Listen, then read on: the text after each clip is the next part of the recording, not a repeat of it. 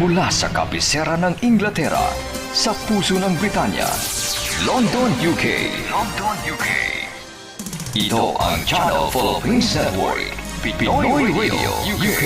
Pinoy Radio UK. Sumasahing papawid 24 oras. 24 oras. Buong linggo. Sa www.pinoyradiouk.com. Ang mga pinakapaboritong mga awitin, mga pinakaabangang programa, at mga sariwang balita at impormasyon mula at para sa mga kababayang Pilipino sa UK at sa buong mundo. Pinoy Radio UK. Pinoy Radio UK.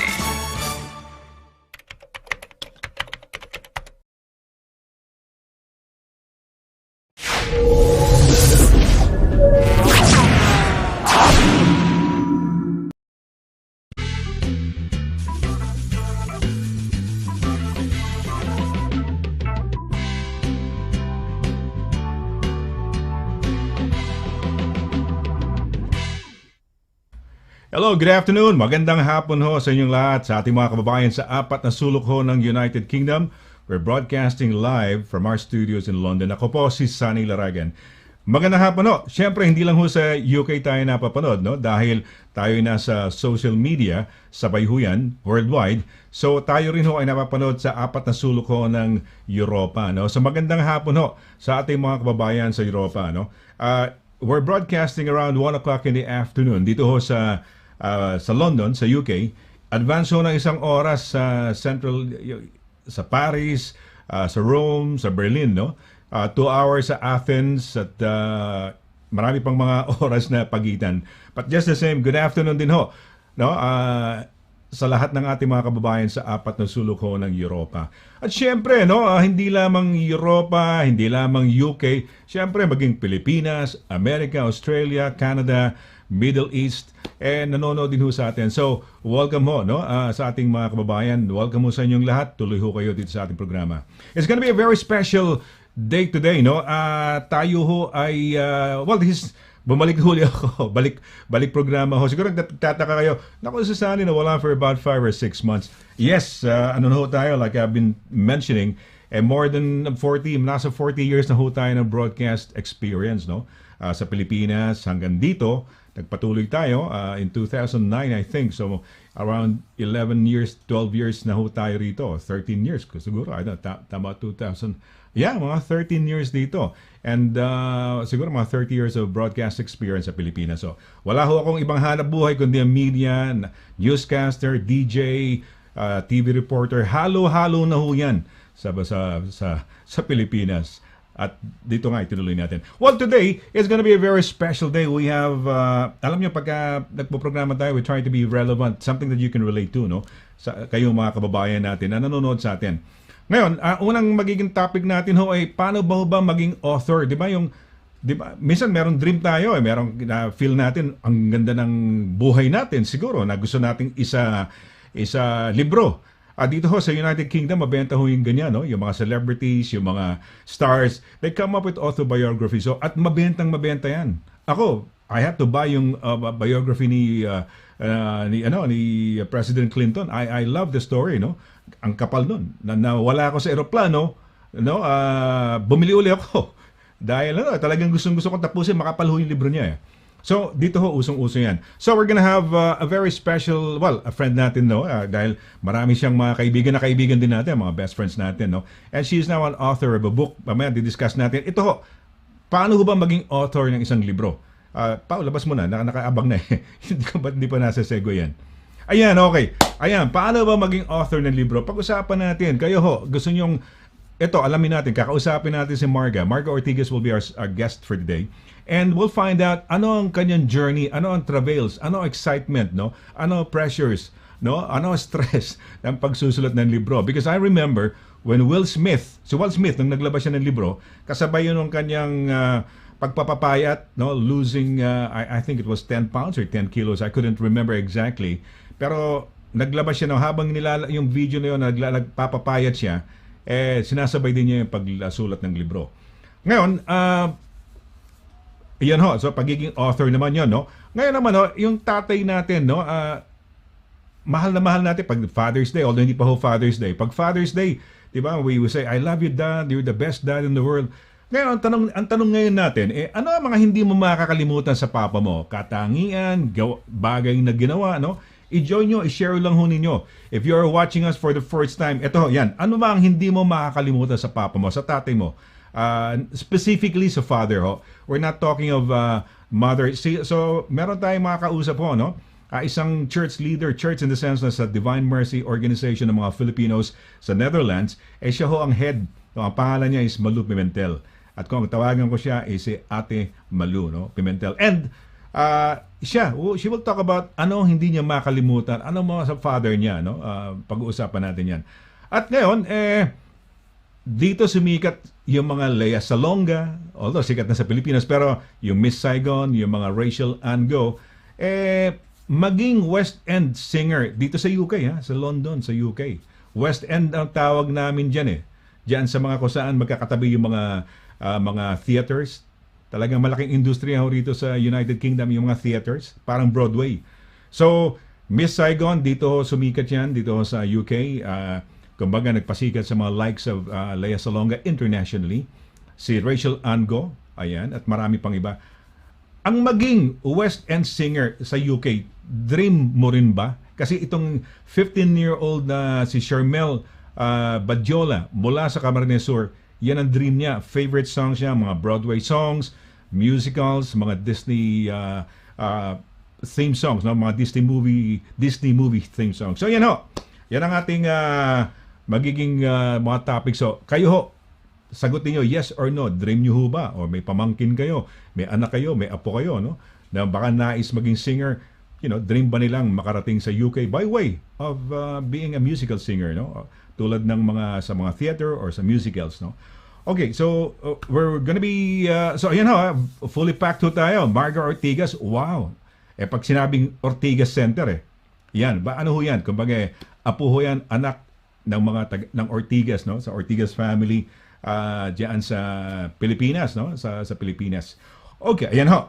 Ayan, kita, pagkaganda-ganda na kanyang kuho dyan. Siguro ito ay nasa Middle East. Hindi, malamig Kaya meron siyang, ano ba tawag dito? Merong scarf, no? Siguro baka nasa UK. Kasi na-assign ito, iba't ibang lugar Okay, well, Direk, we're gonna have a short break. Mag-break muna tayo. When we come back, no? Makakasama na ho natin yung magtuturo ho sa atin how to be an author. Ano ho ba mga katangian? What are the challenges, no? Ano challenges? Ano ba ang dapat preparation para sa pagsulat ng isang libro? Okay, wag ho kayong alis, saglit po lamang, and when we come back, makakapanayam natin yung ating very special celebrity to dahil ano ho to, broadcast journalist for the likes of CNN, Al Jazeera, ABS-CBN, GMA, no? At marami pang iba. Wag ho kayong alis, saglit po lamang, kami po ay magbabalik. Mula noon hanggang ngayon, serbisyong mapagkakatiwalaan, serbisyong maaasahan pagdating sa inyong mga padalang balikbayan boxes. Dito ka na sa Forex Cargo. Sa presyong kayang-kaya ng bulsa, sigurado ka pa sa inyong padala. Forex Cargo. Dahil kailangan makarating. Call 0208-813-7064. O ano pang inaantay niyo mga kabayan? Tayo na sa Forex Cargo.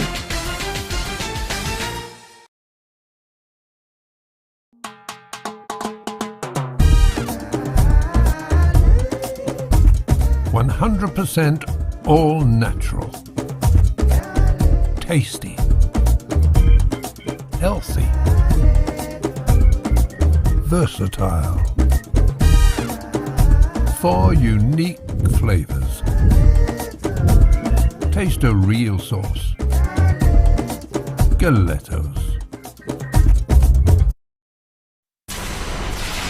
Mula sa kabisera ng Inglaterra, sa puso ng Britanya, London, UK. London, UK.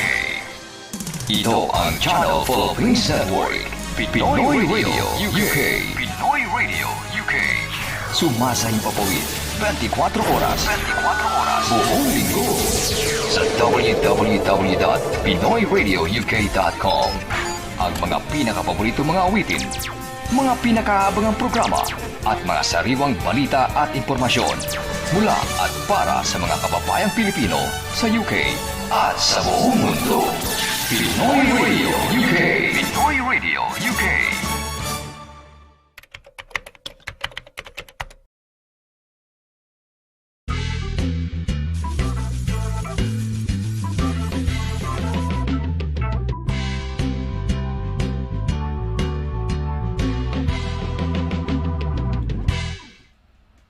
Okay, nagbabalik tayo sa ating programa, The Sonny Laragan Show. We're back, no? Regular season na ho ngayon for 2022. Ayan, I'm sure na-miss nyo na ho to for a long, long time. Okay, ayan ho, nako, very special to. Makakasama ho natin. I remember there was a time, no, pinapakilala to, GMA, tatlong napakagagandang mga kolehyala na pumasok sa industriya, no? Mga reporting, newscasting, I think mga top of the hour or something. Tatlo yan eh. Christina Pexon, Patricia Evangelista, and itong very special guest natin. Napunta rin dito, nag-aral, nagkaroon na yata ng scholarship, nag-masteral din yata, siguro sa broadcast, communications, or anything that has to do with communications, no, yung kanyang linya. Napunta uli dito, no? At ayan. Mga kaibigan, we're gonna find out paano nga ba maging author. Author kasi siya, no? So, paano ba maging author? Ano ba ang kailangan natin, ano? Kasi may kalalabas na libro and she will talk about it. Siya na pakakwentuhin natin. Hindi ko na may mention yung libro. Siya na. Para malaman natin paano ba maging author. If we had si Soto, ano pa pangalan ni Soto, yung ano, we had her when dito a long, long time ago. Ito ho, bago ngayon, isang libro nilabas. So, mga kaibigan, without further ado, pakikilala ko na ho. Broadcast journalist, communications expert. She's reported for Al Jazeera English, that is, CNN Philippines, GMA, ABS-CBN, you name it. And ano ho siya? Author ng libro. Mga kaibigan, it's with pride and honor, no? We're having her for the first time on the Sonny Laragan Show. Mga kaibigan, Miss Marga Ortigas. Marga, magandang evening sa Pilipinas sa'yo. Oh, good evening mula sa Pilipinas at good afternoon yata dyan sa inyo, no, sa Europa. Thank you very much for having me on your show. I'm pleased to be here. Parang it's being back in the UK kasi 10 taon din ako nakatira dyan sa UK pagkatapos kong nagmasteral. Wow. Nagtrabaho din ako dyan. Tumulong din ako sa Philippine Embassy for a time bago ako nakapasok sa CNN. Dyan din ako nakapasok sa CNN sa London. So, medyo 5-6 years din ako dyan. Tapos magmula dyan, doon ako pinalipad kung saan-saan sa Europe. Nakarating pa ako ng Iraq.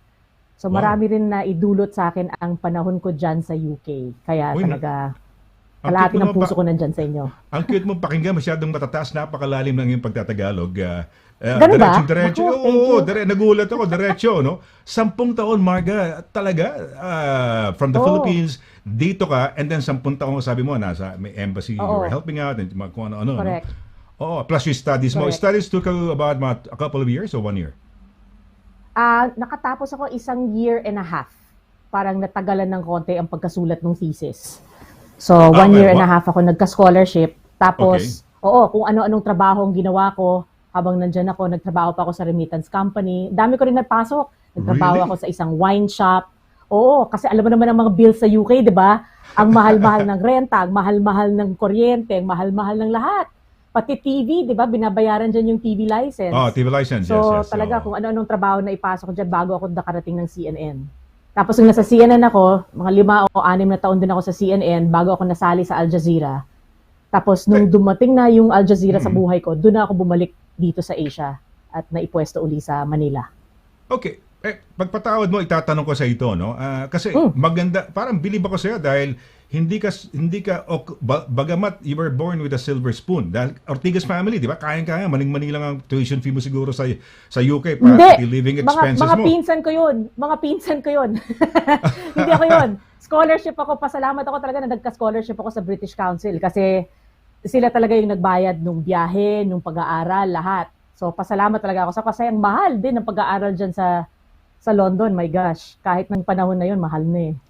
Diba? Okay. So, well, teka muna. Paano, gusto ko lang, curious lang ako, no? Dahil broadcaster na, kailan ka nagsimula sa broadcast? Sabihin mo lang, yung year lang. Anong year ka nagsimula? Naku! Hindi lalabas ang edad ko niyan. Hindi, okay lang. Okay lang. Alam kong batang-bata ka ba? Totoo. Hindi, 1991. 1991. 1991. Okay, 1991, the year before 1992, kami yung mga unang reporters sa Channel 5. Okay? So nasa Wala pang Oo. Channel 5 nung nag-start ako. Wala pa yun. A year after, meron na. Oo. 1992 kami yun. Oo. Kami nila Tony Correct, Velasquez, correct. nila Martin Gonzalez, at kung sino-sino pa. No? Oh, kilala ko si Martin. Oo. Yeah, yes, Martin yes. siguro, kami yan. So, kami magkakasama na. Okay, kilala mo rin siya, no? Sino ba yung maitim na kasama namin? Tama naman ito. Hindi, ano siya, very morena, si Hindi. Luz Rimban. Si Luz Rimban. Oo. Kilala ba? Oo, kasi Oo. nag-Channel 7 siya dati. One of the Yes, yes. seniors siya dun sa Channel 7 nung bago kaming salpak. Oo. Yung batch namin doon, Martin Gonzalez, Tony Velasquez, ako, Sonny Laragan, Luz Rimban, Joey Gilas, I don't know if you know yes. Joey Gilas. Okay. Joey Gilas, Yes. sila yung contemporaries ko Yes. sa, ano pa to? Sa Channel 5. Para tayong batch ng school, ano? Oo, mga batch batches ng kami. mga ganun. Oo. So 91, okay. So 91, nasa ba ako sa 91? Oh, I was handling the home cable. I was handling a channel 21. But anyway, tatlong magaganda, graduate na ba kayo noon o nasa university pa ba Hindi kayo? pa. Bigla kayong pinakilala Nasa third year sa pa lang kami. industriya. Oo. Nasa third year pa lang kami. Communications yung major ko noon. Magkakaklase actually kami noon eh. Tapos nalaman Ateneo namin. kayo lahat? Ateneo? Ateneo kami lahat. Tapos nagka-timing na naghahanap ng tao ang GMA kasi kung maalala mo noong mga panahon na yon, bago pa lang na sumisikat yung CNN International. So, napapanood na dito sa Pilipinas tapos nagkagera sa Iraq. So lahat ng tao nakatutok talaga sa CNN, 'di ba, to find out what was going on. First time na may 24-hour news channel eh. So nangailangan ngayon ng tao ang GMA na ang trabaho basically namin is manood ng CNN at i-digest ang news precisely for what you said earlier, yung hourly bulletins. GMA News Live. Doon nag-umpisa yon. Every hour, 5 minutes, ito yung headlines, this hour, etong nangyari. So nanonood kami ng CNN, tapos minomonitor namin yung AP tsaka yung Reuters telex machine pa noon. Diba yung maiingay na ganun dun sa mga newsroom. So yun ang ginagawa namin until leading up to parang yung primetime show na si Tina Monson Palma, Jose Maribeles, ng mga panahon na yon. Ay, boss Tapos, namin. 1 hour after the primetime show, ito. Ayan, wow.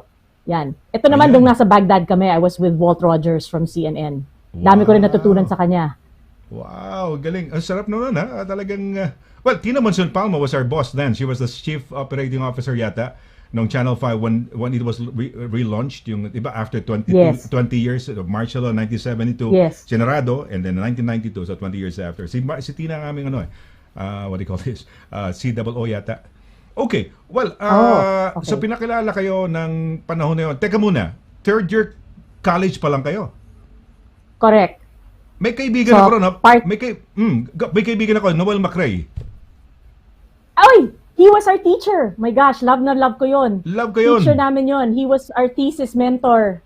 Right. Tapos may aso pa yun laging kasama si Wolfgang. Yes. Oh, yes. Hindi I ko love Noel. makakalimutan yun, Mr. McRae and Wolfgang. Oo. And the nicest thing about Noel is he's got a British accent. Di ba? Di ba? Baka yun yung nag-inspire din sa akin umalis na papunta ng London nung una. Sanay ako dun sa accent niya eh. Yes, di ba? Lumulutang eh. Yung accent kasi na British talaga eh, di ba? Correct. British Kahit nagalit sa'yo, no? Ang ganda pakinggan eh. Galit sa'yo, late yung paper mo, okay lang. Kasi pag nagalit, parang civilized at napaka-formal nung ng dating eh. I love Noel. He's a very good friend of mine. Yes. So, naging professor mo pala. Okay, so si Noel. Oo. Yeah, okay. So, ayan, naging malawak. Sabi mo nga, high school, maswerte ka. Teka muna. Maraming estudyante na communication sa Ateneo. Ba't tatlo kayong namukutang eh? Paano nangyari yun?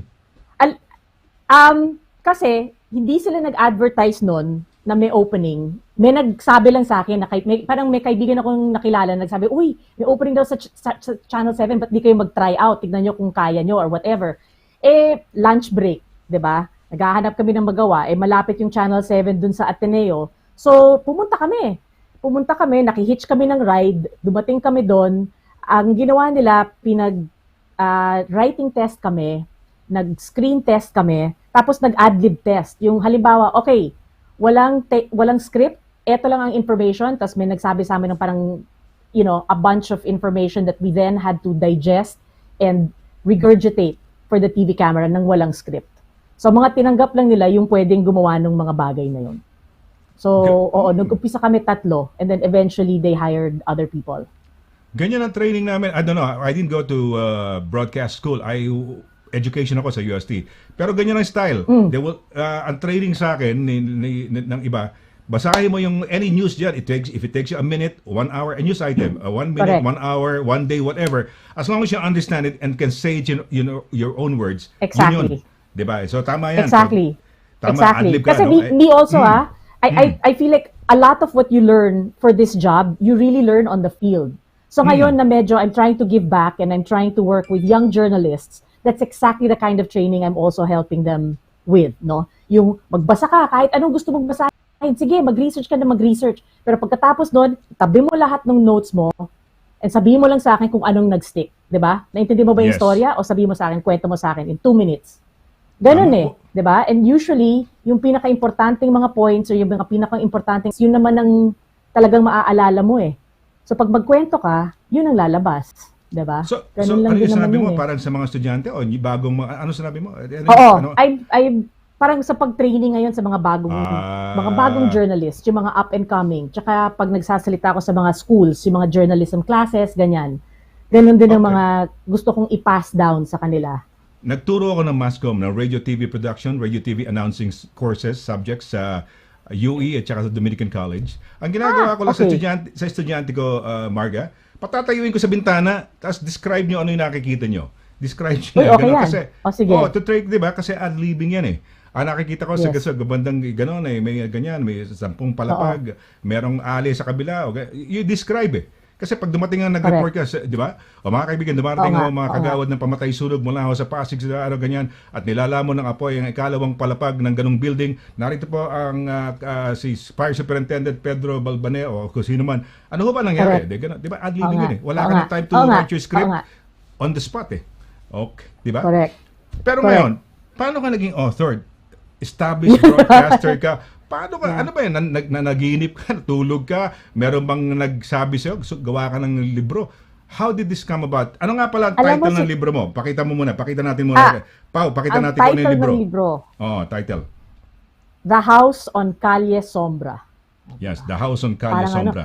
The House on Calle Sombra. Oo.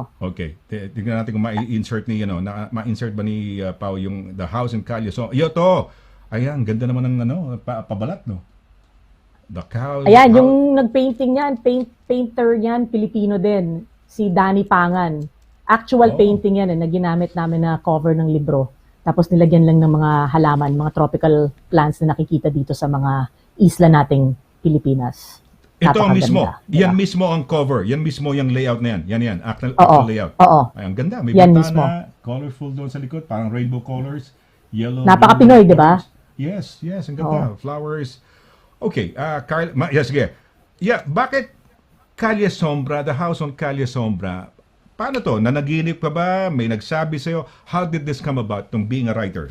An author? Yung I've always wanted to be a writer kasi. Magmula siguro nung makahawak ako ng ballpen, di ba? Tsaka nakakuha ng papel. Nagsusulat na ako eh. And even before that, tulad ng sinabi mo sa estudyante mo, no? Tumayo ka lang sa bintana, ikwento mo, nakikita mo sa labas. Nung bata pa ako, stuck sa traffic, di ba? Mga magulang mo siguro, nagda-drive ng kotse, nandun ako sa likod, wala akong kausap. Kasi mga kapatid ko noon, sobrang bata pa. Ang ginagawa ko talaga, nangingimbento ako ng storya. Parang tinitignan ko lang yung mga kotse na katabi ko, yung mga nasa bus, yung mga nasa jeep. Tapos gagawa-gawa na ako ng storya para lang hindi ako mabore sa traffic, di ba? Sa Pilipinas.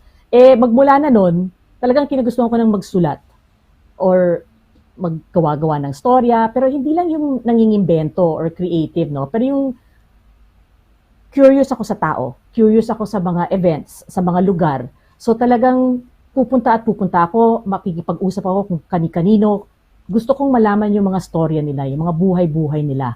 At yun din naman ang journalism, kung tutuusin, di ba? You're telling stories, you're telling other people's stories and trying to make sense of all of it in a greater way to present to the rest of the world that also participates in the human tapestry, as it were, no? So going from that, where I was working with facts and all of the threads of the story that you're dealing with are already there, pre-existing, I felt the need after all of that to go into fiction when I could take stories from my own head, as it were, or use my imaginations based off of a lot of the things that I've seen in the 30 years that I've worked in news. A greater number of those years was spent in the Philippines and traveling all the way from the north to the south.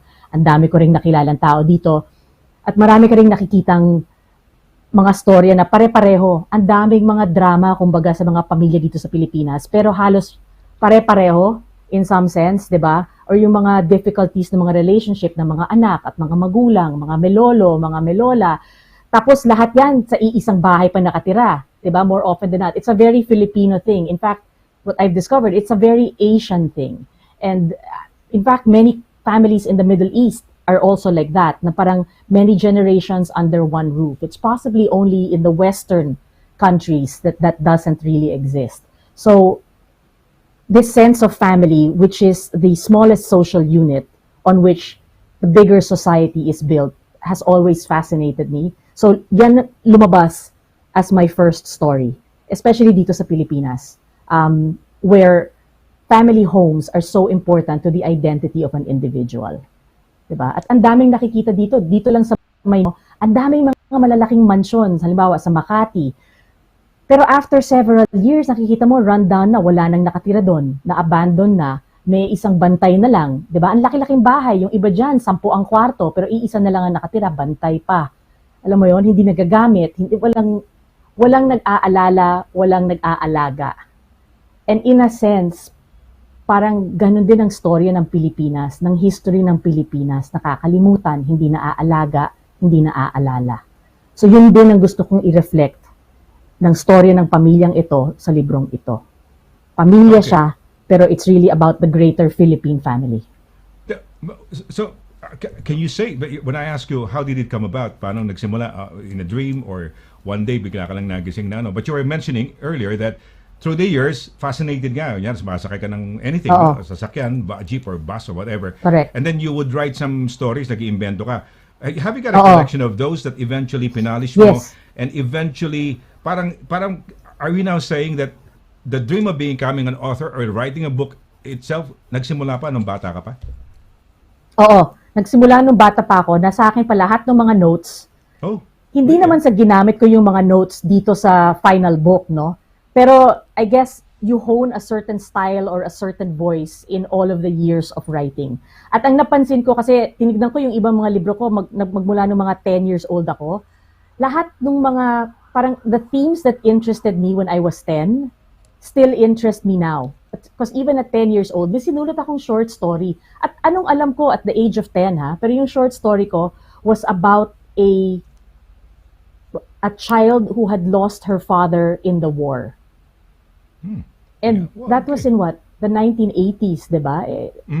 Wala naman akong alam doon. Pero sa kakabasa, sa kakapanood ng TV, kakausap sa mga ibang tao na nakaranas ng ganon, nakasulat ako ng storya at that age. So pati ako nagulat, nakalimutan ko na nagawa ko yon. Pero it's really born of, tinatanong mo, no, paano bang maging author ng libro? Yeah. Basta interesado ka sa tao, interesado ka sa buhay, feeling ko, pwede naman tayong lahat maging author. Kasi lahat tayo may storya na gusto nating ikwento. Lahat naman tayo storytellers, di ba? Yung iba lang sa atin, may konting topak na nakakapag-upo ng 10 hours a day para lang makapagsulat. Kasi yun ang ginawa ko, 3 taon ng, hindi ay ko naman sabihin ginastos ko. Parang, that I spent 3 years writing this book. And then another 2. Lahat, kasama na yung research. Research, so, kamukha nung sinabi mo tungkol sa nawala ba yung father in World War II ba? Sabi mo yata na, correct. Born out of stories na nakausap mo yung mga tao. So, na-assimilate mo yung mga yun, yung mga kwento nila, and then, yun ang parang research mo rin, siguro indirectly, and then you were able to write the story. Okay, fiction, mahilig ka sa fiction. Parang fiction, you create a story, di ba? Fiction. Yes. Etong Kalye Sombra, fictional ba yung street na ito? Oo, fictional siya. Bakit Sombra? Ginawa ko rin, I used the Spanish name. Sombra kasi in Spanish means shadows. So it's basically shadows. The house on the street of shadows. So I wanted right away from the title pa lang na pumasok na yung pagka-Latin din nung culture ng Pilipinas. Kasi yun ang pagkakaiba ng Pilipinas sa lahat ng mga kapitbahay natin sa Asia, di ba? Ito lang ang, when you think about it, Latin Asian country. So right away, gusto kong ma-reflect dun sa title ng libro, ang pagka-mix, ang potent mix of the history and the culture and the background of the people. Okay, so ganun. you And when you look at the book, yung chapter headings, it's in 3 languages. It's in Tagalog, it's in English, and it's in Spanish. So, lahat yan nagmi-mingle sa libro. All right. Okay. All right. So parang pag nagpunta ka ng 'di ba sa Amerika may ganyan, 'di ba sa airport English, Spanish, 'di ba? Mga ganyan, 'di ba? Okay, okay. So this is internationally known as a parang book written by a Filipino author based on Philippine settings, to, 'di ba? Philippine settings. It's based in the Philippines. You will see that it's very Filipino. It opens in Manila. It travels, no? It's not just focused in Manila. Pero hindi ko rin parang inulit-ulit sa libro na Philippines kasi ayoko ring ipasok ng mga tao ang kanilang preconceived notions or stereotypes about the Philippines when they're reading this book. Gusto ko rin konting bigyan ng magical element or a certain level of distance when you're reading it so that you can look at it really as a fictional book. Alam mo yon? Kasi ayokong magmukha siyang factual or reportage, especially since journalism nga yung background ko. So I don't mention Philippines very often in the book. I refer to it as the islands because I want it to resonate with anybody who, even if they are not Filipino. And so far, yun din ang response na nakuha ko sa ibang mga readers na hindi taga-Pilipinas. Naintindihan nila yung libro, ang dami nang nakapag-relate kasi feeling nila parang pwede rin na-iset ito sa bansa nila. Which was surprising to me, but I'm very grateful na medyo broad yung appeal. Okay. Okay, gawa tayo ng parang abridged synopsis mo ng istorya. Ano ang kwento natin dito? Sa ano? Para kumbaga mini synopsis or abridged pa synopsis pa. Abridged pa. To shorten it talaga, it's a multi-generational family saga where private affairs mirror the state of the nation, set in a turbulent tropical island nation. So pamilya siya, 3 generation. Yung lolo, yung anak, tapos yung anak ng anak. When does the lahat first generation ng tao, start? lahat ng pamilya. Kailan The nagsimula first ang first generation? right before World War II. Right before World War II. Right before. Yes. Mga 30s. Nasa mid-30s, late Correct. 30s, ganyan siguro. Correct, Ganda, 30s. ganda. So parang it spans from the 1930s, the beginnings of World War II in the Philippines, all the way until the present day, but not 2022, no? I ended at around 2010, parang ganon. Okay. Fictional siya, pero ang background ng story ba totoo? Ang magre-resonate siya talaga sa Pilipino particularly because a lot of the national traumas, kumbaga, World War II, martial law, Okay. tapos yung state war on crime and drugs. These things are present in the book. Fictionalized, but the pain of it and the horror of it is real. Okay. So, you know what I mean? I didn't take real people and then fictionalize them. Hindi rin siya ganon, no? Pero there are certain characters that will resonate because they are so typical of many people that you will see in society. And what I've noticed is iba-ibang generation, feeling nila, iba-iba yung nakikita nilang character. Parang, uy, ito parang si ganyan. Tapos kung mas matanda, sasabihin niya, hindi, si ganyan yan. So, galing it also shows na parang, kumbaga nagre-recycle lang tayo ng mga stereotypes ng mga character sa Pilipinas Be it politician or pare or alam mo na, yung mga personalities that dominate cultural life in the Philippines. May main character ba na tumatakbo sa 3 generations o isa lang o bawat generation may main characters? Parang lahat sila. There's one sabay-sabay. character that you open with. Okay. Nagmi-mix din yung timeline niya. So hindi siya linear. We open with yung grandson. Parang doon tayo mag-open sa grandson in the present day. Tapos it will go backwards. Uy, ganda. Ganon. Maganda yan. I like that. Mukha feeling Ganon. yan. Okay, ipasok lang natin si Peps at mukhang nabasa ni Peps yung libro, no? Very good friend mo natin. Very good friend mo. Kaibigan natin dito sa United Kingdom. Peps, ito ay isang leader ng Filipino or Filipinos dito sa UK, no? Naging presidente at one time ng Batangas Association. Ba't maingay kayo? Ano yung pumapasok na ingay na yun? Aking Peps, yung parang ambient sound. Ayun, nawala. Pagka pinatay yung audio. Peps, merong sound sa'yo lumalabas, ha? Hello, Peps. Magandang hapon sa'yo. Ayan, maingay. Now, you'll have to... Ayun. Hello. Nandito ako sa kwartong nakatago nandito pala yung mga machine ng ano. Ayan, wala, Peps, nawala kanina. Meron meron noise na pumapasok sa'yo. Ayan, Hinahalang ko. Patay. Wala. It's good to see you. No. Hindi maganda pa. Hindi natin pwedeng dire-diretso. Hindi pwedeng dire-diretso. Mahirapan, papangit. Ulitin mo lang. Peps, ulitin nyo yung pasok mo ulit. Ulitin na lang. Kasi ang pangit talaga. May noise na pumapasok. It's so distracting. Hindi tayo makakaroon ng decent conversation. We don't want to sacrifice that, no? Para at least malinis. Ayan. Okay. So it took you, when you say 3 years in the making, when was the actual writing? How long did it take you? The actual writing was 3 years. 3 years? Actually, Okay. 3 years. Oo, it really took that long. Kasi mapili talaga ako sa lahat ng words. Alam mo yon, pinagpilian ko talaga lahat. Every word, every period, pati comma. Talagang lahat yan was purpose put where it was. Yung parang ganon. It was very intentional ang that. So, halimbawa, ngayon, magsusulat ako ng 5 pages. Bukas, pag babasahin ko uli, hindi ko na type. Uulitin ko yun. So, ganon. Tumagal ng ganon. Tapos, ang dami pa ng research. Tapos, ang laki-laki pa ng pamilya. So, lahat sila may voice. Parang ganon. Right.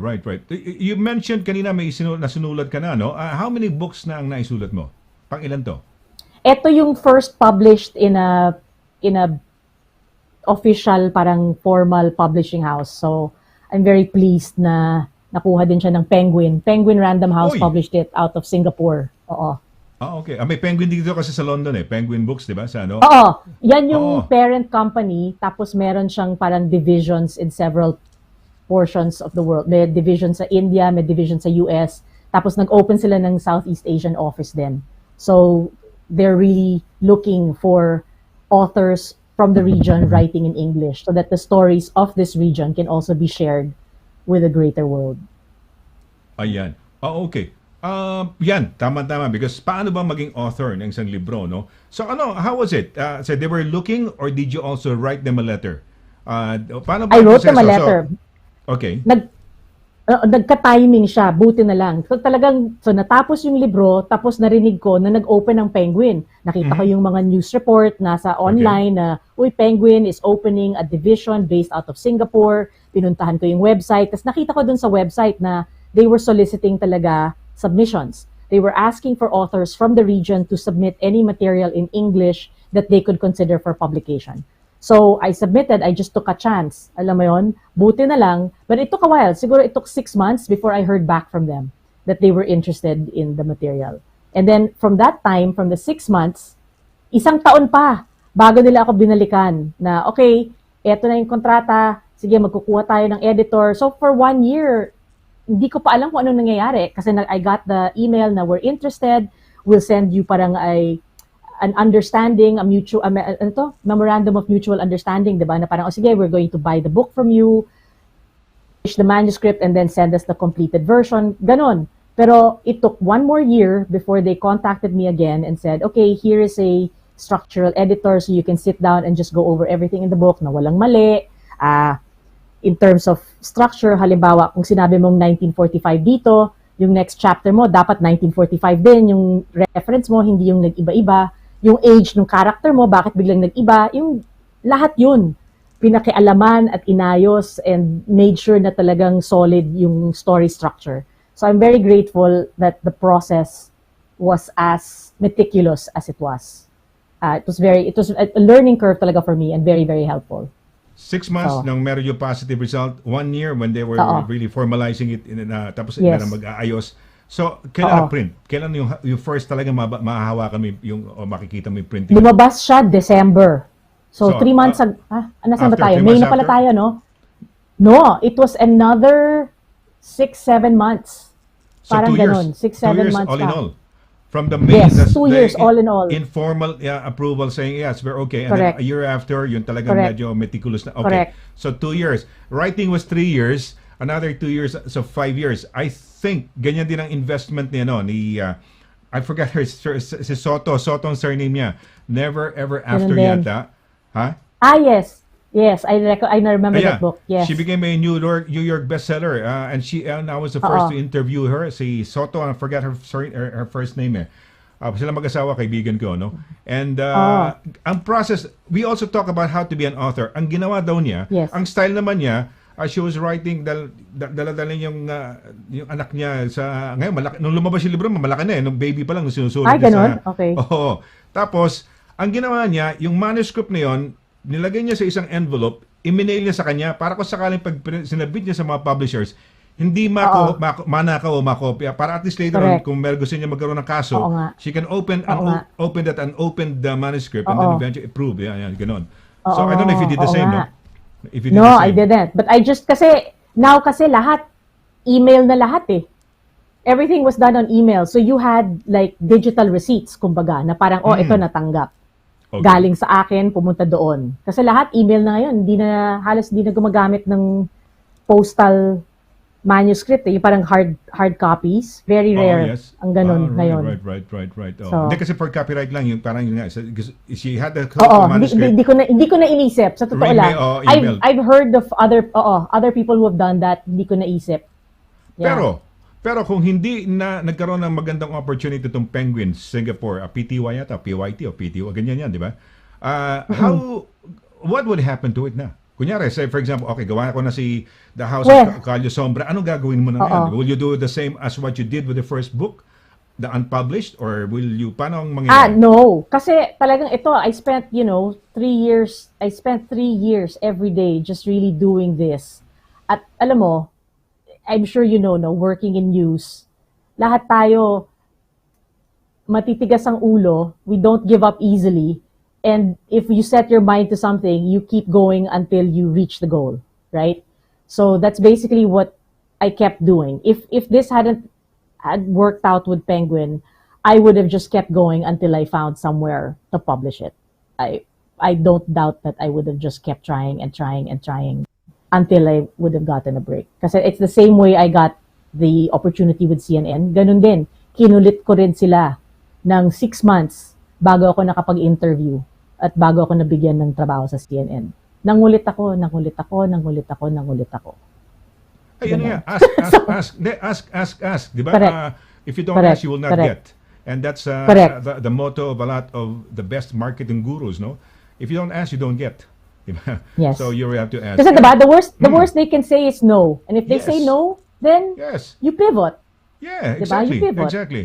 And sometimes when you come, some of the best people in their lives who became very successful had a failure. Like for example, so Dwayne Johnson, he's so massive and he's so big, but he had an injury sa college football. He could be a big, or he failed probably in his football career, pero he became a big star by way of that, no? Correct. Nagpivot Yes. yung kanyang career, di ba? Hindi mo alam eh. Oo. So ganun Oo. din, Oo. no? So okay. Ganun din. Pasok lang natin si Peps. I was about to close in Okay. closing sana, ano ba yung mga qualities and traits, ano ba dapat gawin, yung mga perseverance, yung mga sinasabi mo to become an author, no? Pero bago yan, pasok natin to ating kaibigan muna si Peps. Kung maganda ang signal niya, we will have to make do. Pero kung hindi, hindi natin papapasukan to si Peps dahil, Okay. di ba, you can hear it naman, Marga, di ba? Yeah, Yan eh. medyo may feedback ng konti eh. Oo. Wala, masisira tayo, Peps. Ano ba, kanina perfect ka. Ayun. Hindi, nawala. Pinapatay namin yung audio. Pag sa studio, pinatay natin yung source niya. Pag pinatay natin yung source niya, okay, kala mo okay. Pero pag binuksan mo source, buksan mo yung source. Ayan, oh. Oh, ayan. Useless, Peps. I'm sorry. Paano kaya? It's nice sana to have you, at least a few. You know what? Have you Yeah. tried if you remove your... Kasi kung minsan, ground yung headset mismo dun sa laptop Baka. or sa phone. Baka. Oh, kasi kanina okay na siya nung when we said hello to Oo. him. Oo, pagpasok mo ngayon, puro noise eh. Puro gumagano yung yan oh. Oh. Oo. Can you Try use natin another kung walang headset. Walang headset na lang. Ambient sound ka na lang. Natural sound na lang nung sasagapin mo. Although mahina yun, baka ididikit mo lang yung tenga mo siguro sa... Oo, dahil ganun lang, Ayan, sige. Yeah, buksan wala. Ayan. Sige, Yun. sige, tingnan natin. Malalaman natin after a few seconds. We cannot tell in just one word lang. Okay, Peps, can you hear us? Wala? Yan! Yeah, I can hear you. Ayan, mukhang natural sound siya, yung not-sot na lang, yung natural not-sot na lang. Okay, well, it's nice. Oh, thank you very much, Peps. We'd like to thank si Peps Hopang who made way for having Marga here. And at least yung mga hindi ho nakakakilala kay Marga, ngayon kilala niyo, uy, may Marga Ortigas pala. Author, broadcaster, nag-London. Pumasok sa remittance company at maraming mga experiences. Pero ngayon, di ba, kumbaga hindi ka ma-reach. Pero you were reachable. I mean, when you traversed the journey when you were here for 10 years. No? Hindi namin alam yan. I didn't know about it. And you are friends with Gia and some of our other friends. No? Yes. Peps, magandang hapon sa'yo. Marami ring effect sa akin si Marga because na-convert ako sa Al Jazeera because of her. Oh, When she Thank covered you. yung Ampatuan Massacre, okay. Right. siya ang nandun sa morgue with all the... While I was watching it, I was crying, in frustration about what happened, yung mga pinagpapapatay doon sa Mindanao, yung asawa ni mga dadatu. Mangudadatu. And yeah, since then I've been watching Al Jazeera regularly. Gawa ni Okay. Marga, no? Peps, nabasa mo yung libro niya. Have you finished it? Yeah. Okay. She was mentioning about it starts with a grandson. Sorry? Gumastos ako doon sa libro niya dahil I was reading it. Salamat. I don't have an actual copy, no? I have a digital copy sa Kindle. So I was reading it sa mobile. Yes. And Okay. Ay, ang hirap. I bought a Kindle na. Bumili na Kindle para mas malaki yung at mas maliwanag. So, did you enjoy it? Ano ang feedback mo? The story is three generations from before the war, Second World War, until Ang advice ko lang, 2010, when you sabi start nga ni reading Marga. Sorry? Yeah, when you start reading it, ituloy-tuloy mo na. Bakit? Very Or gripping ba? else you have to go back. Pagka humihinto ka kasi, medyo re-review mo eh. Oo. Kung sino nga ba ito? Apo. Sino nga ba ito? Dahil sa lolo, yung anak, sino nga ba itong Walang spoiler, Nasa walang facility. spoiler, Peps. Walang spoiler, Peps. Pero Walang para spoiler. flashback, ang story mo ba? Flashback? Flashing back ba? Puro flashbacks? That's what I found intriguing about the book is tulad ng sinabi ni Marga, it's not linear eh. No? So, pak, yung bang pa ganun-ganun ka, no? Yung relationships ng characters, no? That's why you really have to read it, no? Yun lang masasabi ko sa lahat. Okay, well, Buy it and read it. exciting. So, where can they Thank buy? you. Mamaya, si Marga. So, Peps, thank you very much. Shout out. Baka may mga shout outs ka rin or anything na gusto mong anin. Meron ba tayong mga Okay, pagbati dyan direct na may relation kay Marga? Baka meron ba tayo dyan yung sa ayan, kung yun ang anin mo, yun ang edit mong papasok natin. Okay, anyway, so Peps, sige, thank you, no? At nabasa mo at nabili mo sa Kindle at nag-enjoy ka ng we're looking forward to lahat ng mga kaibigan natin. We'll tell them to buy it and have a look at it. And syempre, it makes us proud Thank you, because it's a please. Filipino a Filipino work at Yes. kakilala pa natin. And she's been here for 10 years. She's gone through everything. Tumulong sa embassy, nag-remittance company. Kung saan ka pa napasok, Marga, dito nung nasa UK ka? Pumasok din ako sa isang wine company. Wine company, Nagbebenta oo. ng mga wine. Nag-PA ako dun sa boss ng wine company. Dami ko rin natutunan dun. Dami ko Alright, rin okay. natutunan dun. Anong years tong Marga, when you were here? My gosh. I was in the UK from 1996 till beginning of 2006. 2006 ako bumalik sa Pilipinas. Oh, right. Okay. More is I arrived 1999. Anong 2000? Kailan ka uli? Kailan ka uli rito? Marga? 96 ako 96. So 3 years after nag-mass dumating off. na ako. 96 Oo. until 2006, Oo. no? Sabi mo? 10 I can't years. believe hindi tayo nagkakilala nun eh. Kasi doon, nakilala ko si Peps doon eh, sa London. circle ng mga Pinoy? Yeah. Hindi, I was so silent. I was quiet. It only started remittance din. Kung nagpadala ako ng remittance just sa Earl's Court, sabi nung ni Parao Chilen, ang ganda ho ng boses nyo. Yung ate ko ho ang nag-organize ng Modern Barrio Fiesta. Ayun. And that was how I Okay. came out. Now, nobody knew me. I was so Yes. quiet at home. Doon. Tapos left and Oo. right, ako na nag-MC sa buong UK. Newcastle, Ayun. York, Oo nga. Ganda nga kasi ng Scotland. boses mo eh. Hindi naman, hindi Oo. naman, hindi naman. So yeah, Right. ako 2006 from 1996. Si Peps ang sikat na MC nung araw. Bago ako dumating, no? Ayan. Merong naalala ko lang bigla, one time, I was walking along Leicester Square or Shaftesbury Avenue, basta sa Piccadilly Circus area, I felt something hitting my bum. Your Hindi bum? ko pinansin. Oh, okay. Oo, may tumusok eh. Okay. So hindi ko pinansin. I continued walking, and then biglang may tumusok na naman sa puwet ko. Hindi nagalit na ako. Paglingin ko si Marga pala yun, kasama yung pinsan niya, tawa ng tawa. Parang alam ko na to. Sabi With an ko. umbrella. She was holding an umbrella and poking me sa... Sorry. I just can't remember if it was Carla, nakasama mo, or Mariana. Oh, baka. Alright, sa Piccadilly. Piccadilly. Oh. Yeah. Oh. Kaya may pagkasilari ng ulo niyan, no? Kahit ganun. Okay, si Marga nakilala namin kasi ito yung nung bago sa media sila, sila, tatlong magagandang kolehiyala nga, mga fresh faces. Yung isa, rin dito sa sa London din, si Pat, no? Patricia Evangelista. Nanalo yan sa English Speaking Union competition. Yun. Magkapangalan sila. Mas bata ho yung nanalo dyan sa contest na yun sa London. Pero pareho sila ng pangalan. Ibang Pat, ibang Oo, iba siya. Oo. Okay. Si Iba Patricia siya. Evangelista. Oo. Oo. So, tuwan-tuwa ako din sa tatlo niya. Kumbaga, Nenny yung mga yan, nasa, correct. naging news director ako sa Mareco Broadcasting Network. So, bago, nakitan kami GMA, tatlong nagaganda, mga kolehiyala. Christina Pexon, Patricia Evangelista, Marga Ortigas. Yung pala yun. 1991. Oo, sabi ko nga dun sa nag-hire sa amin, years later, sabi ko, ano bang iniisip mo? Babata namin, di ba? Saan ka nakakita ng ganun? Child labor? Hindi lang yun, di ba? Grabe. Hindi, pero talaga, we had to act up, you had to grow up quickly because you're handling the news, which is not something that should be treated lightly.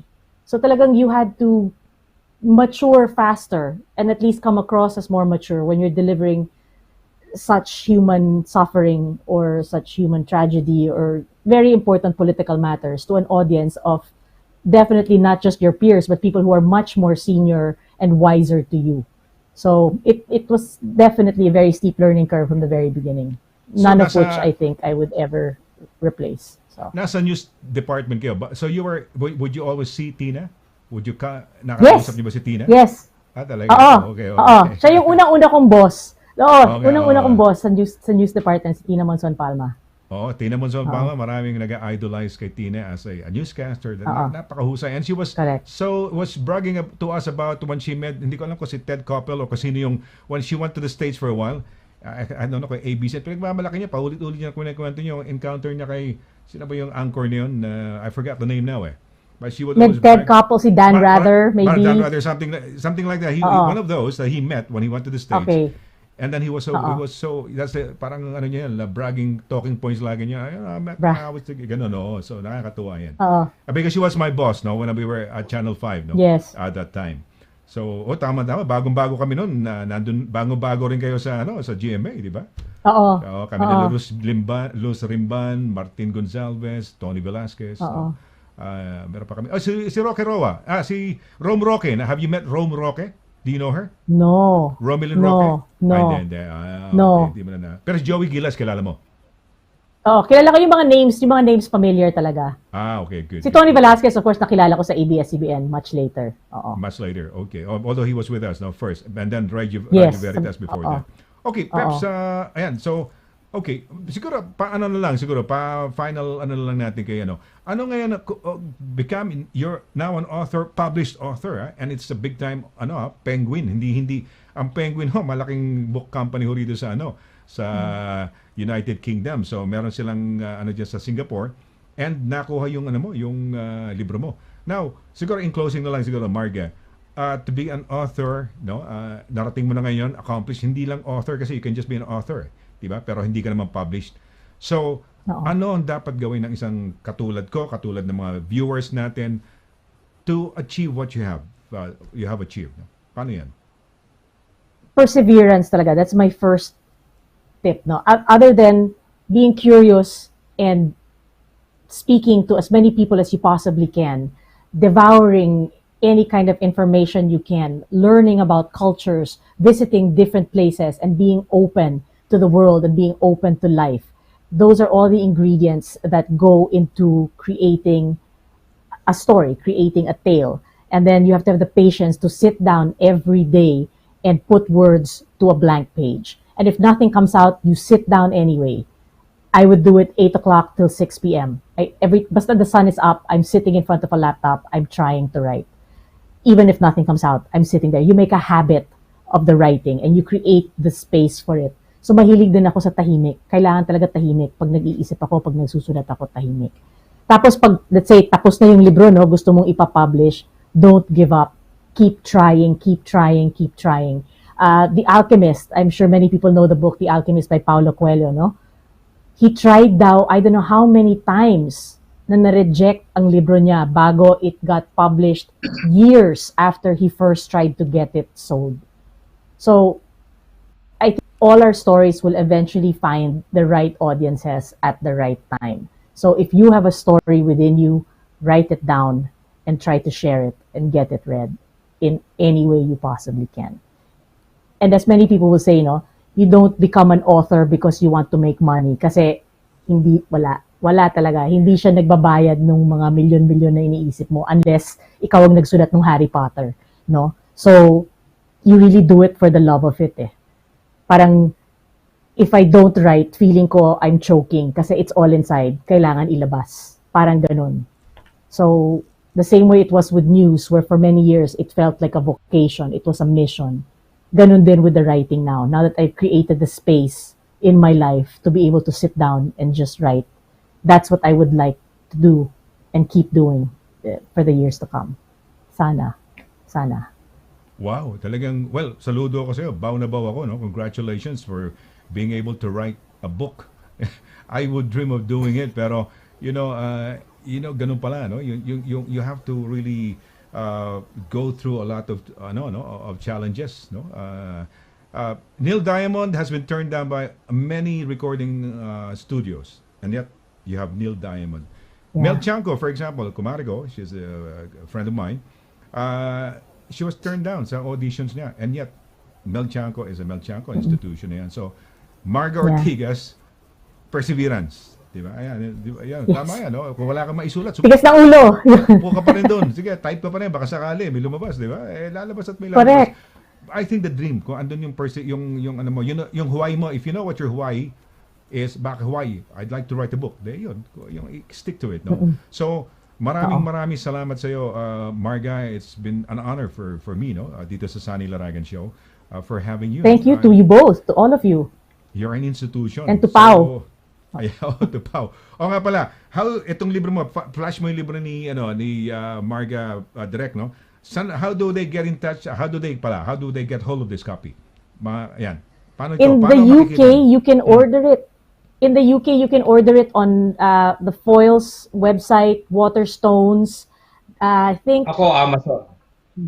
Blackwell's then, and it's in Amazon. You can get it on Amazon across Europe, Germany, France, Spain, I believe. Basta any of the Amazons in Europe, you can order the book, either paperback or a Kindle copy. And if you're missing home sa mga Pilipino na nandyan, kung gusto nyong maalala kung paano yung buhay sa Pilipinas, I think the book will resonate with you in one way or another. So, And it's nice. It's a Pinay who's written it. And it's here. Available sa Foils. Foils and punta kayo sa social. Ako, tumatambay lang ako mga kaibigan pag nasa Foils. Pa-social, pa-coffee. No? Sa Waterstones, di ba? These are, dyan sa may malapit sa Piccadilly Circus, 3-4 stories ba yan ng Waterstones? Di ba? dream Dyan ko ang yun. Dream ko talaga yun. Di ba? Oo. So, pag I'll go there. We'll buy a copy I'll buy a copy sa Waterstones. Pwede pala paperback, di ba? Tama ba? Oo. Kung wala yung copy dun sa shelf nila, I know they have it Yordanin. online and you can parang request it kung hindi mo mahanap sa store. Or you Paperback can yan. request Paperback yan. request it from the store. Paperback. Ayan, oo. Yes. So, bibili ako ngayon. Pagka meron na ako, pag uwi ko, saka kita hanapin, pipirmahan ko. Ganun. Ba? Ganun ang style na. O pupuntahan kita dyan sa London. Sige. Sabihan kita pag next trip ko. Sige. So, either way tayo, ha? Either way. I'll buy a copy. Yeah, I'll game. buy a copy. It makes me proud. So, I can, hey, I've got Marka on the show and here is the book as well. Diba? Talaga, foils at saka Waterstones, ha? Hard copy? Okay, good. Dapat, So, yung mga meron wala yan, namang, ha? yung walang makakuha ng hard copy, katulad ko, nasa London ako, dahil dito pwede, no? Amazon lang ho, no? Libro, no? Ano nyo, Kindle, or i-order ninyo. So, yan. Nako, maraming salamat, Marga, no? Hope this is not the first and the last time we're gonna be having you. If there's anything new with you na gusto mong i-update or let us know or gusto mo ipaalam sa ating mga kababayan, don't hesitate, no? To tell us, Thank no? you. Tell Peps, no? Maraming salamat. And looking Thank forward you. to more books coming from you, Marga, ha? Me too. Salamat. Okay, mabuhay. Mga kaibigan. Thank you. Yes, mga kaibigan, Miss Marga Ortigas, live and direct mula ho sa Manila, Philippines. Thank you very much. Ayan po. Ayan. Thank you. Oh. Thank you very much. Good night. Salamat. Good night. Ayan, okay. Salamat. Ayan. Salamat din, Peps, no? Si Peps Villanueva, yung ating kaibigan. Wow, it was a revealing interview. Perseverance. 6 months after sumulat, may okay. 1 year, yan nga, yung medyo naayos-ayos na yung libro, yung mga, pag timelining, lahat, kumbaga parang fact-checking and everything, gano'n, no? And then, another 6 months ba, na-publish na, 2 years, plus the 3 years of writing. Mahaba hong panahon ang ginugugol doon. Okay, magbe-break ba tayo? Direct break saglit. At pagbalik natin, yung parang sa father natin, yung tatay natin. Ako, tatay ko, father ko, once a year ko lang nakikita Pero mahal ko, no? Mahal ko siyempre, no? I've got fond memories of my dad, no? My dad, bira ko lang makita. Pero when he is with me the whole day talagang, And I remember learning how to skate was learning with my dad, no? So, ayan. Alamin natin, pakilabas yung topic, direct. Ano bang something about father, no? Kasi pagbalik natin, ito na ho, no? Ayan. Ano ang hindi mo makakalimutan sa papa mo? Ano ba? May nagawa ba ang papa mo? O ano ang qualities niya? Ano ang mga aral na napulot mo? Sinabi niya? So, ayan. Pagbalik ko natin, yung si Ate Malu, Pimentel, mula ho sa Netherlands, kababayan natin isang Pilipina, i-discuss yung tungkol dyan. At dahil meron siyang ginawa rin, siguro, tribute niya sa kanyang ama, nakapaglabas sila ng isang libro na actually translation ng Divine Mercy. Pero we'll have a short break. Pagbalik ho natin, makakausap natin si Miss Malu, o Ate Malu, no? Pimentel, mula ho sa Netherlands. Saglit po lamang. Mula noon hanggang ngayon, serbisyong mapagkakatiwalaan, serbisyong maaasahan pagdating sa inyong mga padalang balikbayan boxes. Dito ka na sa Forex Cargo. Sa presyong kayang-kaya ng bulsa, sigurado ka pa sa inyong padala. Forex Cargo. Dahil kailangan makarating. Call 0208-813-7064. O, ano pang inaantay niyo mga kabayan? Tayo na sa Forex Cargo.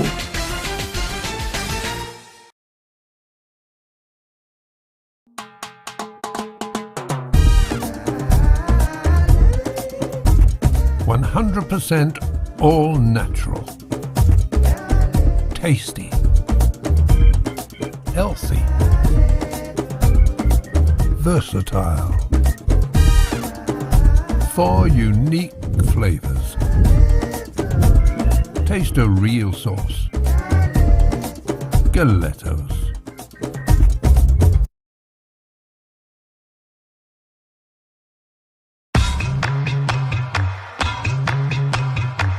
Pimentel po, bakuna ninyo sa Senado.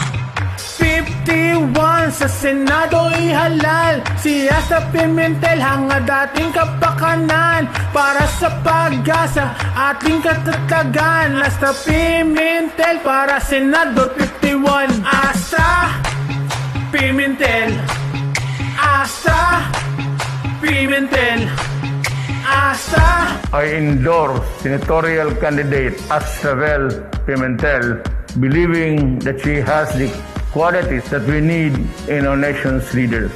51.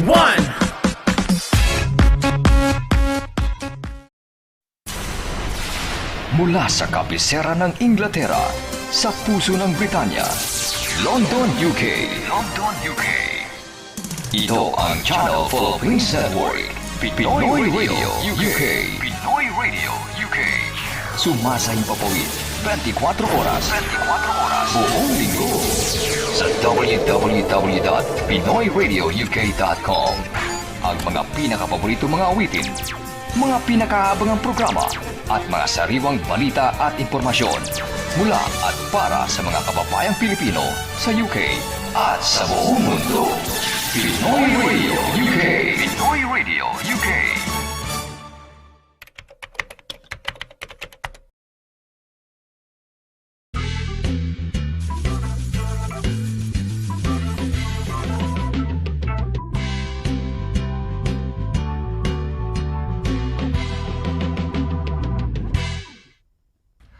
Okay, tuloy-tuloy ho tayo sa ating programa. Sana'y nag-enjoy kayo sa interview natin with Marga Ortigas. Big time ho yan, no? CNN, Al Jazeera, GMA, ABS-CBN, napakaraming experiences. At when you talk about Ortigas Center, Ortigas, yan, ano tawag dito, the Ortigas, no? Ortigases. Okay, huwag niyo kalimutan ito, personal ko endorsement, sarili ko ito. Ito, Astra Pimentel, para sa Senado, number 51 sa balota. Ayan. Yan ho, ang senador ni Mr. Sonny Laragan. Iboto ho natin to. So, kung meron kayong kailangan, tayong lalong lahat ng mga OFW, ito ho, si Astra Pimentel. Ayan. Ako ho, ayoko ko. Pero yan ho, basta Astra Pimentel ho, iboto ho natin yan, no? Ayan ho, ay malapit ho sa amin kung meron ho kayong kailangan at di ba nga, sabi nga nila para makalapit kay Jesus Christ through the mother si Mary, di ba, nung sa wedding in Cana, no, yung sa Cana, may kasal naubos yung alak, sabi nilapitan si Mary lumapit kay si Virgin Mary lumapit kay Jesus Christ, anak, wala na silang mainom na alak, baka gano'n, no? Ginawa ni Jesus Christ yata lahat yung mga tubig lang ang laman ng tapayan ba, I don't know kung ano yung lalagyan ba ng tubig. At siguro blines nag-miracle, naging alak ulit. So ayun, kung manalo ho to as senator, meron ho kayong pwedeng parating sa akin. Saan? Baka pwedeng parating mo kay Senator Pimentel, kay Senator Astra ganto. Di ayan. Malapit pa kung sinabi nyo, saan baka pwedeng kay ganung, hindi ko nababanggitin yung mga ibang senador diyan na mga kilalang kilala na ang pangalan. Hindi natin kilala ho yun. So ito ho, sigurado yan. Pag binoto ninyo to, si Astra Pimentel, ito ang bakuna ng Senado, siguradong meron ho tayong boses. Dahil tayo ang pinaka ini-espouse or inaano ni Astra yung mga OFW. Tayo, o yung overseas Filipinos. Ayan, number 51 Astra Pimentel. Tandaan nyo yan, malapit na ho. Astra Pimentel. Okay, number 51. Okay, ayan, ngayon, kayo ho, yung inyong mga father, di ba? Pag Father's Day, Happy Father's Day, will you love you Father, you're the best father in the world, and so on and so forth, no? Ganun ho tayo, we give, anong tawag dito, yung parang reverence sa ating father.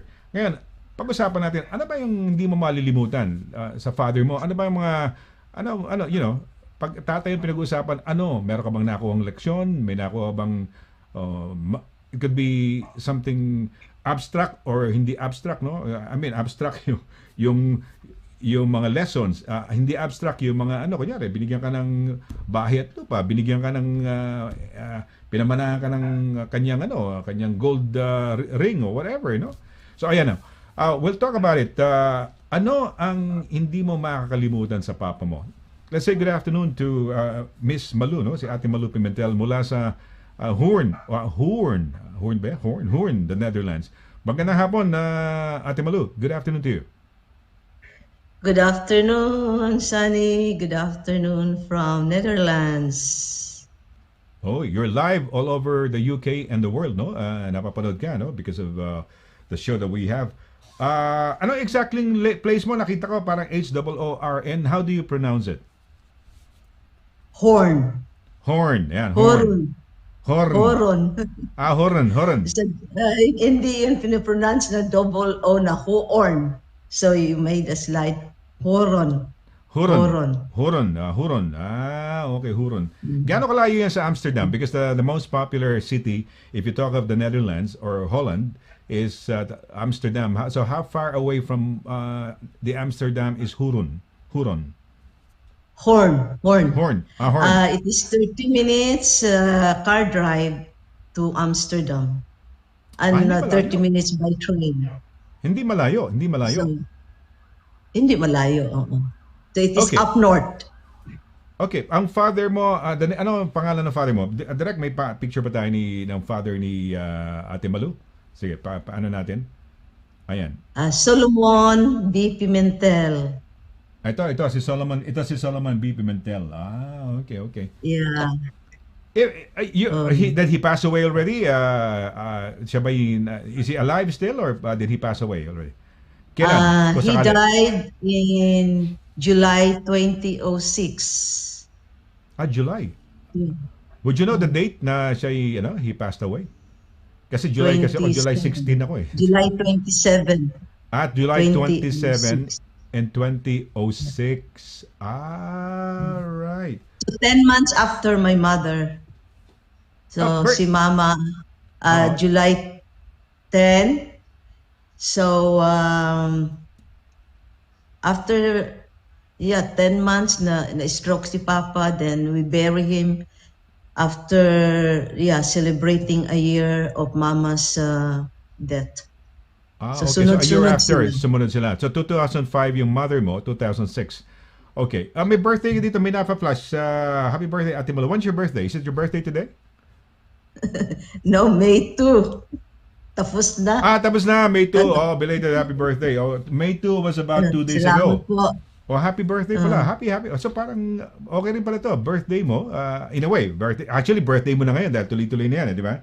It marked your birthday on the 2nd, pero tuloy-tuloy 3rd, 4th. Okay, so happy birthday. Belated happy birthday, Ate Malu, ha? And Salamat.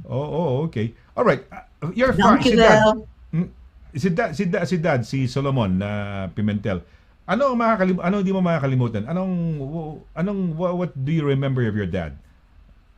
Ang hindi ko makalimutan kay Papa, yung simplicity, yung tsaka patience niya, easy to deal with, simpleng tao.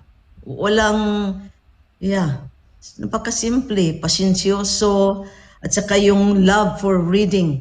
Yun ang talagang one of the things that I would always treasure of him, the love for reading. So, maski anong babasahin niya, so I got it from him, that I really also love to read a lot. Yeah. Voracious reader ba siya? Talagang he would really read talaga a lot, talagang wide reader. Ika nga. He loves to read. Yeah. I even remembered when at one time I was, yung nag-aano ko ng mga boxes ba, ng mga old things niya. I saw the old Reader's Digest in the 1960s. Wow. I was so happy to read them because luma-luma na ba. So I can just imagine na nag-subscribe na siya ng Reader's Digest noong pang 1960s.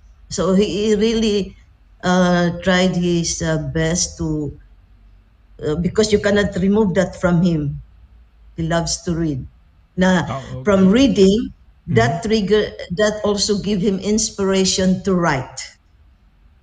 What you said na kuha mo, parang one of his traits, you said he's a simple man and so on and so forth, and then he loves to read, no? Yan ang nakuha mong trait, bale, na So whenever you can read anything, you try to read as much as possible, as many as you can, books or whatever. Yeah. Even under the mosquito net when I was in high school. Because Mosquito net. yeah, I was in high school. I had to read and borrow lots of books from the library, and I know I got that from him.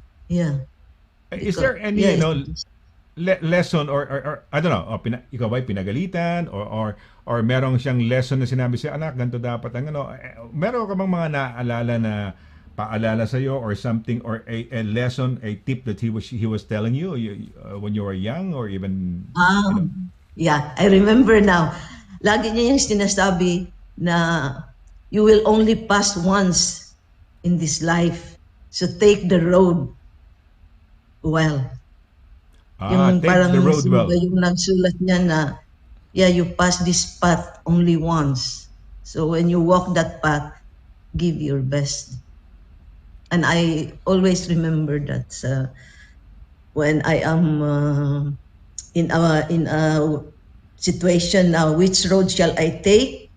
Then I remembered Papa, take the less traveled road. Okay.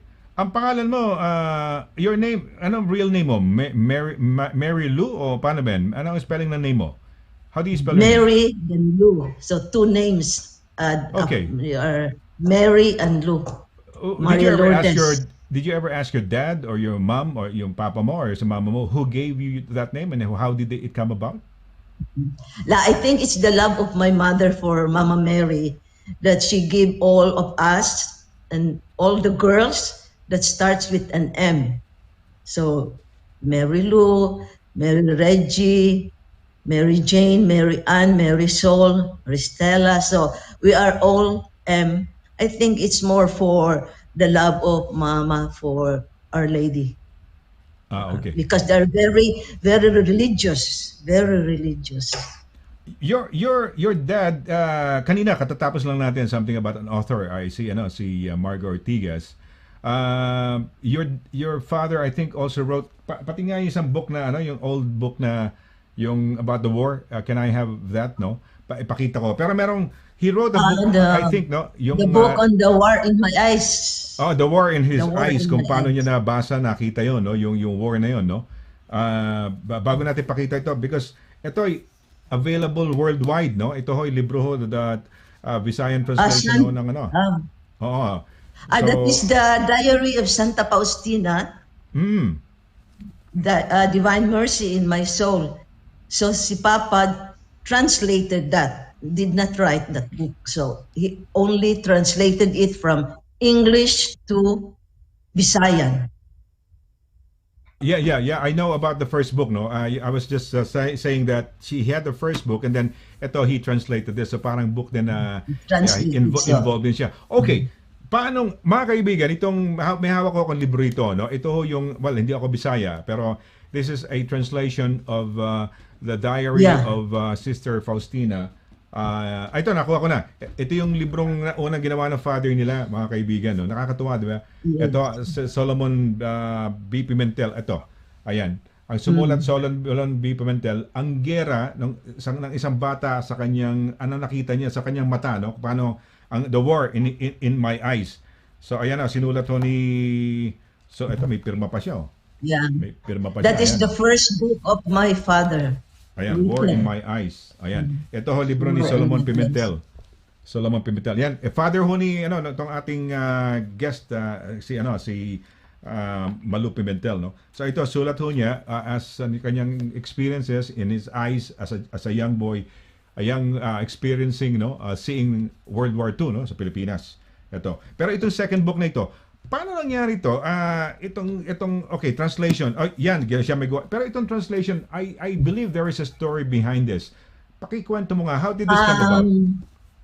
As we know that the Diary of Santa Faustina is like really the center of Divine Mercy spirituality. So if you are a devotee, it is really very nice to read the message of Santa Faustina in this diary.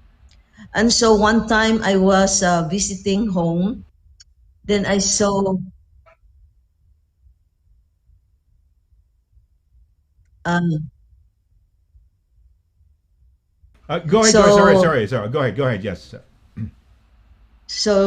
from the English to okay, I'll tell you the story how I came to know also why he was busy. So one time, one afternoon, I saw him typing in a computer, and then his face was really to the screen of the computer. It's almost kissing the computer. So I said, Papa, why are you typing with your face almost to the computer?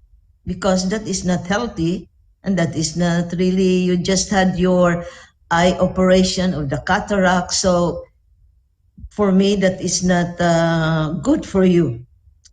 And by the way, what are you typing? So I asked him.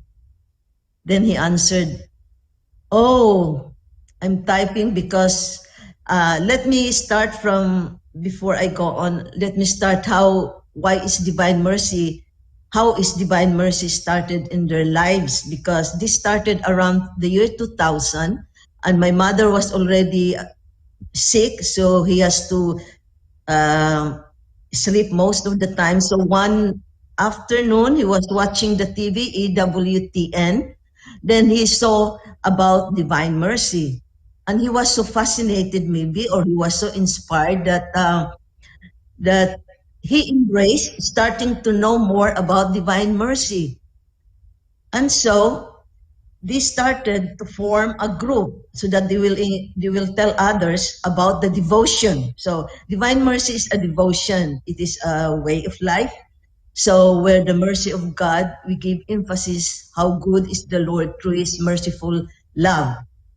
And so after that, so they form every Sunday, they come together with groups of devotees, and they give talk about the life of Santa Faustina, about Jesus as a divine mercy. So the excuse me. So the devotee said, Tatay, we can understand the English diary. We can understand the message. Then, but Tatay, it is better to have it in our dialect in Visaya because it sings more to our hearts and minds. So that's how it started. So I am now starting, or I have started translating the English diary to the Visayan. So I said to him, Are you joking?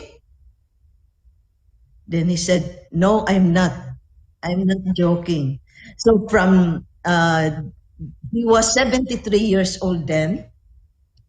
And so with his eye condition, every day in, day out, year in, year out, until he had the stroke in 2005. So for 4 years, for the last 4 years of his life, he started the translation.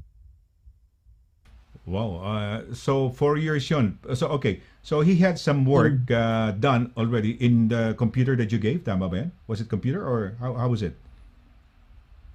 Sabi mo nga O nakadikit the yung mukha. Typewriter ba? Was it a typewriter yeah, first? okay. Typewriter So first, and then eventually. So when he passed away, right away, ba did you start working on the book because on the yeah, translation? that How is ano? It took a while, di ba? that is the thing because we were still so maybe in kind of right one after another. So they died. So we have no time to grieve. In fact, because Mama first, 10 months after, a year after. So we forgot the manuscript of this diary but he told me already that when I was there, I had the manuscript already. But because he did not also place it in a USB, so it is really thick. So after 4 years or 5, I remembered the manuscript. I said, I think Papa had still that manuscript, and with all the work that he has done, I could not just let it be uh, there in Wasted, the no? dusty Oh, bin. that's oh Yeah. yeah. So it must come out. It has to come out, and we will really find someone, because this is a spiritual book. It is not a fiction. It is not a love story. So when you translate a book from another language, especially for a book, you need really good people. You need Mm. good persons who are really into that specialty. So being a spiritual book, I would know who are the right people to handle this. So we just keep on praying, Lord, show us the way to give us people who can do the job.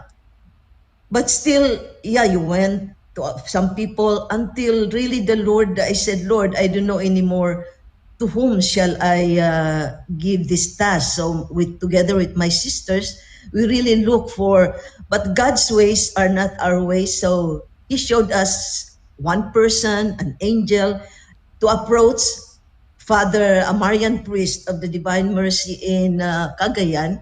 They are the one who are When was in this? When charge. was this? To be exact, because Right.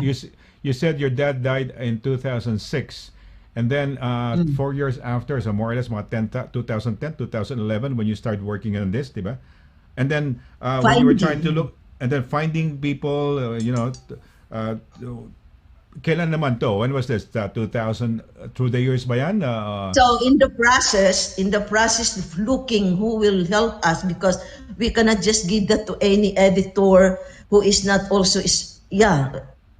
someone should take this, because it has to that he has to feel that. So in 2017, after the process and looking, someone told us about Father Darek, Okay. one of the Polish priests in the Divine Mercy Cagayan. And so I said, we just try and approach him. So when we went to him, he said, I will take the job. So it was a big relief to find someone who will take the job, because he might be the right person who can give us all the permission from the church, Ito, permission ito, ito, from the yeah. origin. Ito, Yeah. Ate Malu, So who is Father Derek dito? Because this is the day here, when you Father launched this. Dari, Okay, the book was yeah, launched on the anniversary of the Divine Mercy, and in Cagayan, this this is on was the vigil of the Feast of the Divine Mercy last April 23, April 23. where Okay, the launching of the first books. So Father Derek is on right the hand side, first, on lower the right, right, first first row row. That's the on the right. right. So this was the And guy. in the middle Yes. is Bishop Cabantan of Cagayan de Oro. So it was Father Derek, and he is one of the 6 missionary priests assigned by Pope Francis to spread the Divine Mercy in the Philippines. So there are only 6, and Father Derek is one of them. The rest are Filipinos. So So 2017, Ate Malu, when you approached, was it 2017 or 2018? 17 Oh, 17. So that's when about 5 years in November. in Oh November. yes, And then it was a challenging process from 2017 until today, until April when this was published. Now, finally, di ba? This is a book which was originally written in Polish. no, When Polish, English, then yes, yes, now in Polish, Visayan. Polish, because our Lord Jesus Christ showed himself to Sister Faustina, and she wrote a diary. So basically, this is a diary which was originally in Polish, translated to English, translated to Tagalog, and finally, because of your father and because of you, if you did not initiate this, this would just be in the the gathering dust in the cabinet or whatever, the tocador, aparador, whatever. But because of your efforts, you were trying to look for it. Started in 2010, trying to find who would lead you to the eventual publication of this. Finally, in 2017, you met Father Darek, and 5 years thereafter, here comes Together the with book. my sisters. So Together with it your is a joint sisters. effort of with my sisters. Ayan, to- makapal tong libro to- na to. So from Polish, which was the original language, because Sister Faustina is Polish, and then English, and then Tagalog, and then Visayan. We have so many, maraming Visayans all over the world, and these who are devotees of the Divine Mercy, they can have this book. So Bisaya, hindi lang pang Pilipino sa Bisaya sa Pilipinas, kundi mga Bisaya worldwide, kung nasaan man kayo bahagi. around the No? world. Yeah. Ano feeling mo now that your dad, you are okay, your sisters help you, talagang it's a collective effort, but you were the one who initiated this, who it's like a legacy of your father that you wanted to continue on, and now this legacy will carry on for the next 100, 200, 300 years by way of this book, no? And as long as there are Visayans, this will be relatable to the Visayans. How does it feel, you as the eldest, no, continuing on with the legacy of your dad? Ano feeling mo when finally this book was published? My feeling is really undescribable, so happy, because my parents also they also introduced the Divine Mercy to me. So having to receive that, to understand how valuable is the diary in our devotion to Divine Mercy, that gives me really courage and strength and trust in the Lord to make this book available, not to all Bisayan, basing from this, the words that the first devotees of my parents to them. So for me, it is really, I have to continue.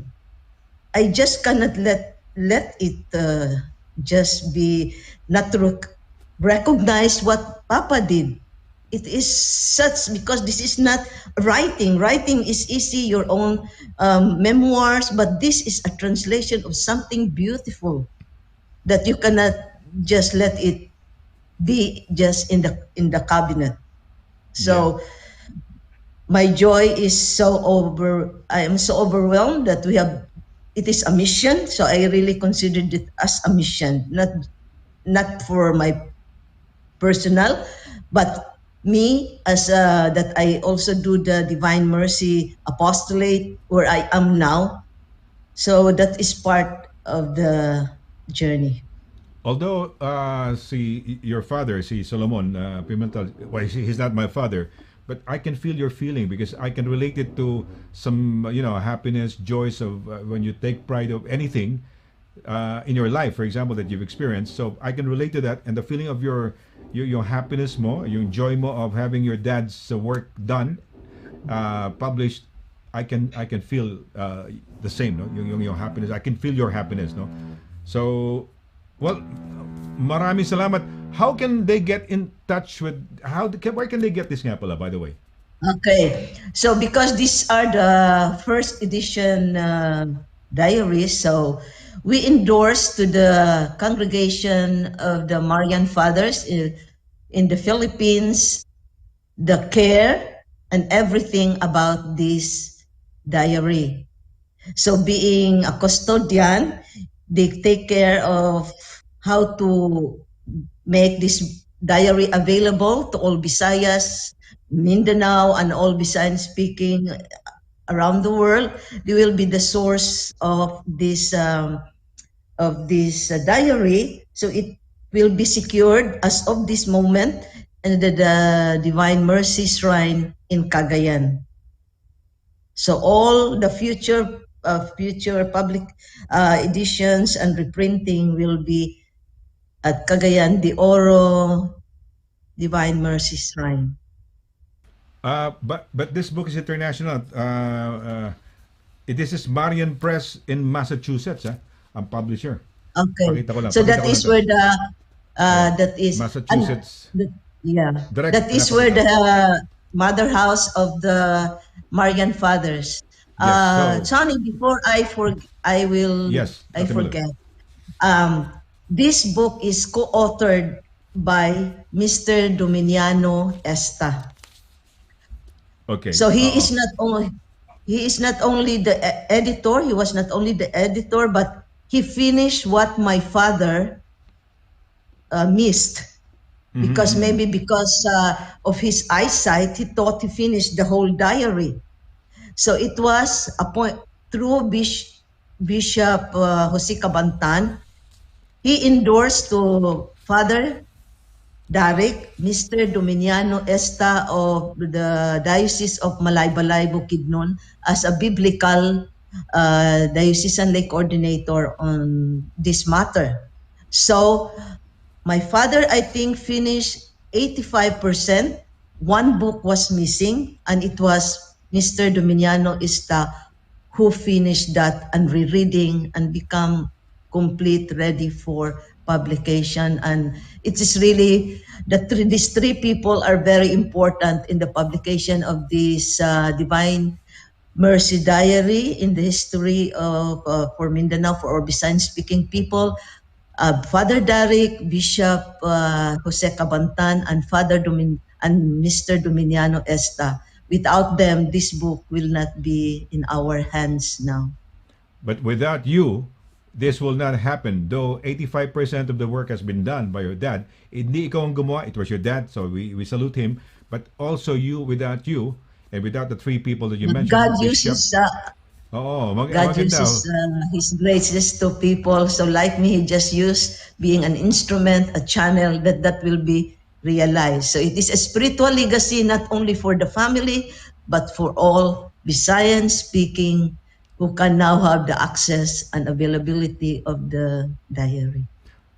If I may just let our viewers know, no, mga kaibigan, one of the proponents or founders, or we could say na kaya sumikat ng husto ang Divine Mercy sa Pilipinas, was a guy named Don De Castro. And Don De Castro was a broadcaster back in the 80s. And we were together at Mareco Broadcasting Network. And yeah, so we were together. We were very young broadcasters, DJs back then sa Pilipinas. And he went away for a while, parang a short leave. And when he came back, he had this poster of the poster of the Divine Mercy, and he was requesting the station manager if he could put the poster sa yung may Divine Mercy sa inside the booth. And religious din yung aming boss, and he said yes. And I was surprised to find out na yun nga, si Don De Castro was able to meet your mom, you and your sisters, and ayun, yung reaction shot, yun ang kailangan doon na yung tumatangong ganun. Okay. Hindi, okay na yung dalawa. Kung dalawa magkasama, maganda yung nakikita habang nagsasalita ako, di ba? Okay, so yun nga, nakasama ko si Don, and I'm so glad that he has somehow, you've crossed paths before, nakita kayo.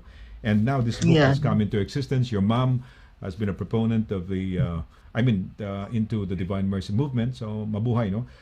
Any other messages? Baka may gusto kang messages hindi ko na itanong, and you'd like to let our viewers know about your dad or anything? Or about...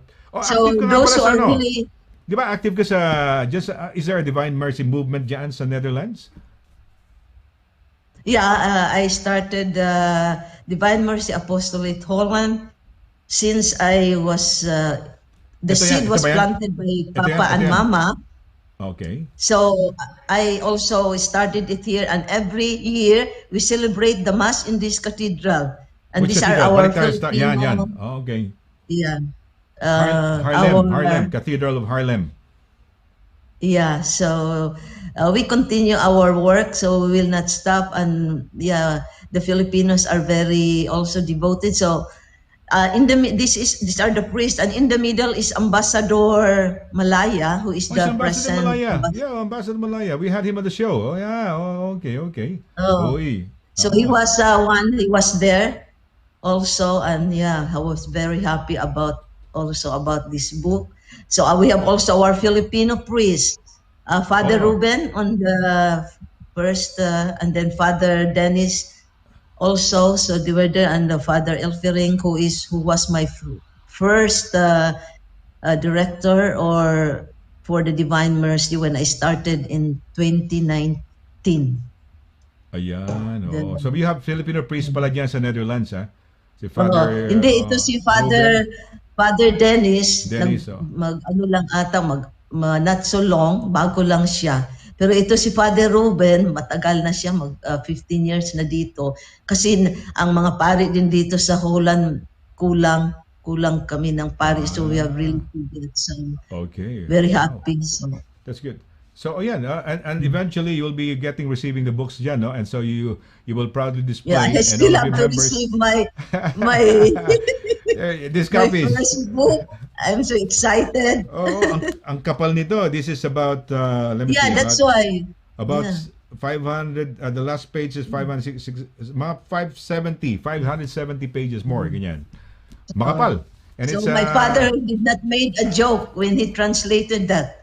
yes, he was serious, and now here it is now in my hands, and soon in your hands, and this will be worldwide available, and it's by an international press, Marian Presso, no? Sila yan. So it is based in Massachusetts, but they have authority over this book, and you have given authority, parang copyright everything to hand it over to the Marian Praise, no? Fathers. Tama ba? So I'm very proud for my parents for giving that spiritual legacy to the Divine Mercy history, not only for the Philippines but for those who can really read in Bisaya. Exactly. This will be through the years, through a book for all ages. No? Forever. For LA, This is forever. forever. Forever. So, baka may nice dagdag, shout out, wanna say anything, or greet your group or whatever. Anything you'd like to add na hindi ko na itanong, go right ahead please. Ate Malu. Again, If there's anything that I have not asked you, Okay. So something thank that you you'd for like to giving the add. moment. Mm. You're giving me the chance to tell how proud I am for my father for doing this and for my family, that we can really realize something valuable, because the world needs God's mercy in this time of ours, that we just have to share Him to everyone we meet in our journey, our pilgrimage on earth. Thank you very much, son. Thank you very much, Ate Malu, and thank you very much for this spiritual moment in our program and the inspiration that you have imparted to our kababayans regarding your father, because this is something they can relate to, no? Yung something about their dad. We all have our dads, and we have wonderful memories of our dads, no? So maraming salamat for taking time out and being part Divine of mercies, today's show. blessings to you, son, and good luck to all your endeavors. Thank Maraming you. salamat. Likewise, Ate Malu. Thank you. Ayan po, si Malu Pimentel, no? Nakabase ho sa the Netherlands, Hoorn. Ayan, pinag-usapan, no? Yung father, kung ano yung hindi makakalimutan. So, pero yung father niya magkakapatid, sila ho, he translated, it became his mission to translate the English version of yung The Diary of Sister Faustina, no? Yung dito ho sa Divine Mercy. And he translated it into Visayan. Nakakaintindi nga ng English yung mga Bisaya, pero mas mabuti rin yung tayo mga Pilipino din, di ba? Kaya nga may translation, interpreter. Naintindihan natin, pero mas mabuti kung talagang language natin, kung Tagalog halimbawa, mas naintindihan natin, no? Kasi pag English nagta-translate pa tayo sa utak natin, no? Okay, ayan, teka muna, may mga messages tayo dito. Mabubuhay ka, classmate, made it good. I make it regular every week. Kudos, and my warmest regards from the historic city of Malolos, Bulacan. Si Orlan. Orlan to, Notre Damer to, kaklase ko to. Yes, mabuhay ka. Paolo, good day po. Sir Sonny, watching from Lumban, Quezon. Laguna, I should say. Sige nga. Ano ba yung mga pagbati riyan? Gabriel, si Gabriel. Good, baka pwede na iba naman. Okay, Gabriel Tejero, good day po, Sir Sonny Laragan. Ayan. Estelita May, good day po, Sir Sonny. Pagbati mula dito sa Santa Cruz, Laguna. Okay, mabuhay kayo. Clarice Villa, good day po, Sir Sonny. Yeah, Clarice Villa, hi. Okay.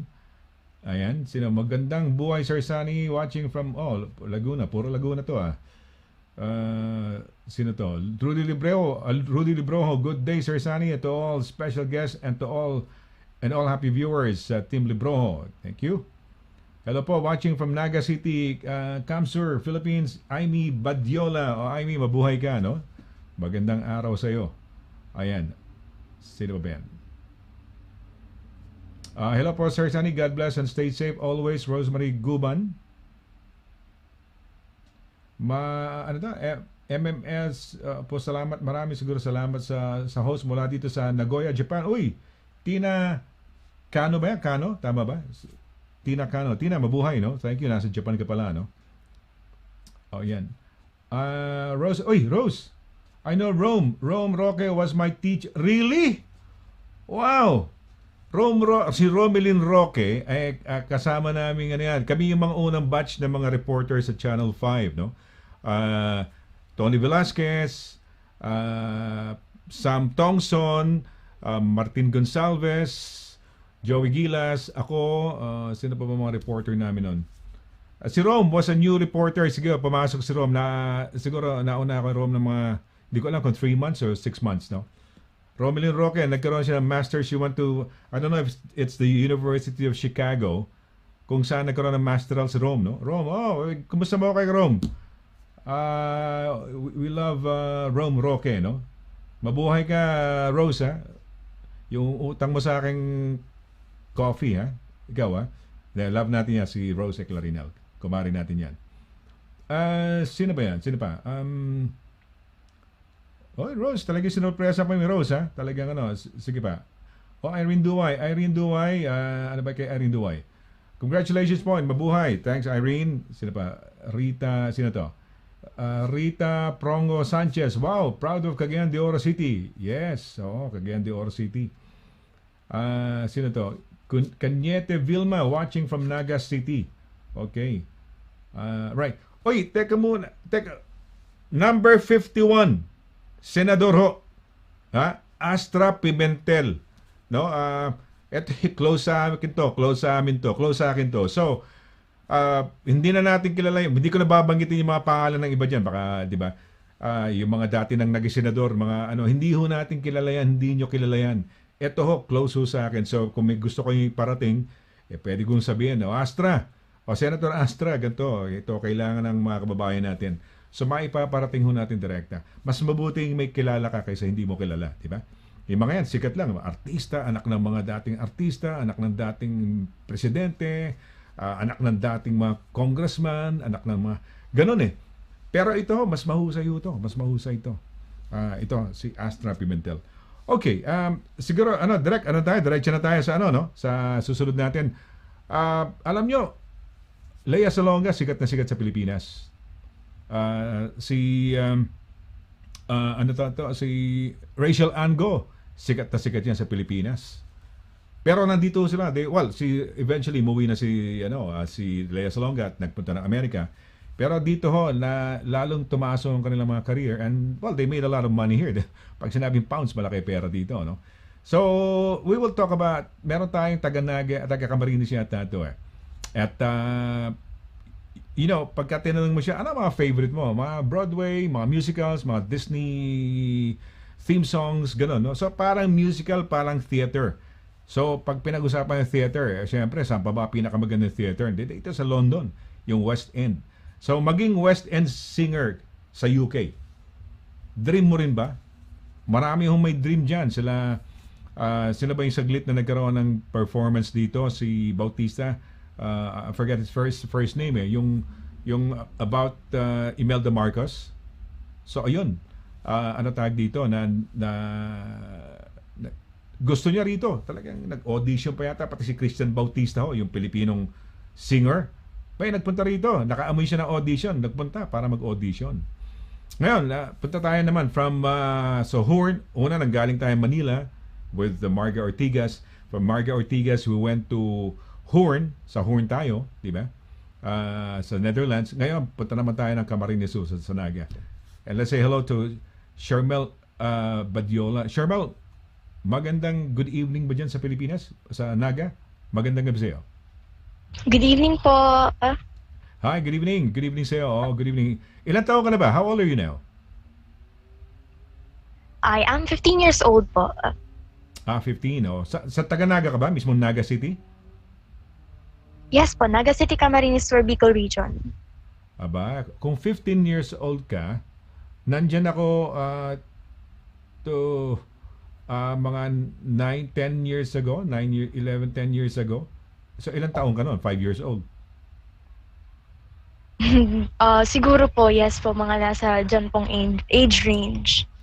Because there was this advertising congress back, I don't know if it was 2010 or 11, basta merong ad congress diyan sa Naga City, sa Camsur, ginanap. And I was there, no? I think it was the last one.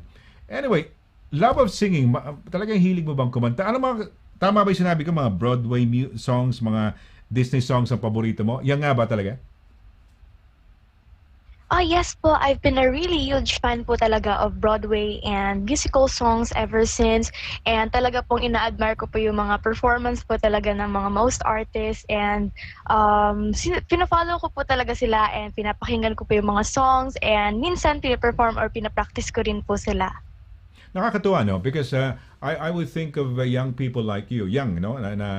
Who would be more into pop music. But you are also into Broadway songs, so more or less hindi yung masyadong how do you call this, hindi masyadong commercial na sound, no? Hindi naman masyadong commercial, although yung mga Disney songs, yung mga theme songs, sikat na sikat yan syempre, no? Pero you would more or less put it into the genre ng mga parang yung mga Broadway songs, ganyan, di ba? So bakit ka nahilig diyan? Paano ka nahilig diyan? Anong first song na Broadway song o na musical or whatever or Disney songs na naging favorite mo o na love na nagustuhan mo o kinakanta mo? Back then po, when I was in like elementary po, there was some kind of a contest po sa school namin, and kailangan po ng representatives per team. And dun po, at the same time, dun ko rin po naaralan kung paano matuto kumanta. Dun po ako natutong kumanta. And ang isa po talaga dun sa pinakaunang naaralan ko pong Broadway song is yung Tomorrow po by Lea Salonga. Wow. So sa story po noon back then, parang pinapractice ko lang po siya or napapakinggan ko lang po, and inintroduce po sa akin ng mother ko po yung song na yon since it was really popular po talaga and suited for my age, mga 8 to 9 years old po ako noon that time. So yun po talaga yung first Broadway song na naaralan ko po and nagustuhan ko po. I think yung Tomorrow sa movie na Annie yun, di ba? Hindi ba sa Annie? Was it a part of Annie? The Yes po. Oo, Yes po. napanood mo ba yung Annie na napalabas? Maganda yan. Paulit, siguro na mga 10 beses ko na napanood yun. Nag-enjoy ako sa Annie. Na istorya ng isang orphan yata na yan, Tomorrow, I love you tomorrow. Naaalala mo pa yung lyrics nun? Yes po. Can you sing mga one how do you call it, stanza? Can you sing just one stanza of it? If you can remember anything, any part of it? The sun will come out tomorrow. Bet your bottom dollar that tomorrow there'll be sun. Just thinking about tomorrow clears away the cobwebs and sorrow till there's none. Wow! Galing naman. Na-impress ako, Shermel, ha? Ang galing, ha? Makikita mo talaga mahusay kang kumanta, no? Oh, lately, ano na mga piyesa mo? Anong mga how many songs have you got? Say if you were to sing say professionally or you were to give a mini concert, a mini show, how many songs would you have ready to perform? In any case, there's a program po or parang like an event. I usually prepare 2 to 3 songs. Usually, okay enough na po yung isa, although meron po mga times na may nagre-request po sa audience like, how about isa pang song coming from you? So, hindi ka naman po pwedeng tumanggi doon. So, you always have to be ready. So, more or less 2 to 3 songs po talaga yung maximum na songs na pwedeng i-prepare. Okay, i-prepare. Pero have you got, for example, hindi lang yung 2 or 3 dahil limited ang time siguro, intermission number lang yan siguro. But if you were, say, for example, to be allowed to have a half-hour show, 1-hour show lang, kakanta ka, Facebook Live or YouTube Live, have you got about 5 or 10 songs prepared to sing? To probably create a one show or something? O, 3 lang alam mo, 4 lang? There were times po talaga na ang usually is ang mga request po is more than 5 songs, and then yung parang pinapaprepare po sa akin, binibigyan po ako ng list ng pwedeng mga genres na pwede ko pong kantahin on the event or like yung mga live streams po. Doon po talaga nagpe-prepare po ako, and dapat talaga marami po ang nasa list, so hindi ka po mauubusan ng songs. Of course, meron din po mga request dyan during sa live streams, mga comment sections na ito nga, kantahin mo nga to, alam mo ba to? So, dapat at the same time, in-entertain mo po sila habang you have a list of your own songs na separate. May online show ka ba? Nagla-live, kumakanta ka ba online? Yes po. Saan ka I'm kumakanta? actually, sa mga live streams po, I often do Facebook live streams every now and then. Kaso Facebook ngayon live nga streams. Po, since Facebook live, hindi yung mga Yes kumu-kumu. po, Kala ko yung may kumu ka or mga ganon. Hindi ganon. You just sing online. Before po, I do sing in Kumu po, nag-perform po ako usually, mga nag-live stream po ako ng mga solo for about an hour or more. So during that time po, back then, kasi medyo hindi pa po ako busy in school noon, mga bakasyon po kami. So ngayon po na medyo busy po yung schedule ko, siguro mga once in every 3 months po ata ako nakakapag-live stream na yung full live stream po talaga nakakanta akong live. Ayan. Kasi kaya ako naman nabanggit yan. I was thinking of, because when I was young, back in my teens and 20s, early 20s, I was singing professionally sa mga folk houses. And I was thinking na to do a live show for charity, siguro magpa-practice ulit ako, magkikitara ulit ako. And I have to memorize about or at least prepare about mga 20 to 25 songs. Ganon. Kaya ako tinanong sa iyo kung yung ilang songs. Mapag-usapan natin ikaw. You mentioned first song that you memorized. Nagkaroon pala ng mini contest sa eskwelahan. At tomorrow yung kinanta mo, di ba? At Lea Salonga's big. She became very big dito sa United Kingdom, worldwide, through Miss Saigon, no? Where she was Kim in the musical Miss Saigon, no? Ikaw ba, dream mo makarating sa UK? O sa UK, ito ang pinaka home of theater land sa Europe eh. Is it a dream of yours to be able to come over to Europe, to the UK, to London to perform? Yes po, actually I've dreamt of that ever since po na talagang makapag-promote ng mga songs ko po, or like makapag-share po ng aking talent internationally, and ipakita po sa mga tao what I'm capable of, and i-showcase ko rin po yung talents and skills ko po. Wow, galing, galing. Meron ka bang I think you have a song, no? May song kang may song kang kinanta ngayon, no? Your first parang single ba? Single ba tawag doon? Single? Or is it? Yes, single? Tama ba? Yes po. Yes po. Oo, ano pa magandang yung first single? The title of my first original single is Best Friend po, originally composed and written by Mr. Ong. Okay, we're gonna play this, pero you will give us, allow us the rights to it na i-play lang, because baka sitahin kami ng Facebook or ng YouTube, ha? Okay lang? No? You will just hindi naman po. When they ask us, hindi sa inyo yan, ha? Okay, so we will have to tell them we were given permission because she guested on the program. Okay? Sige, play kaya natin ito first single mo para mapakinggan nila kung yung first single mo.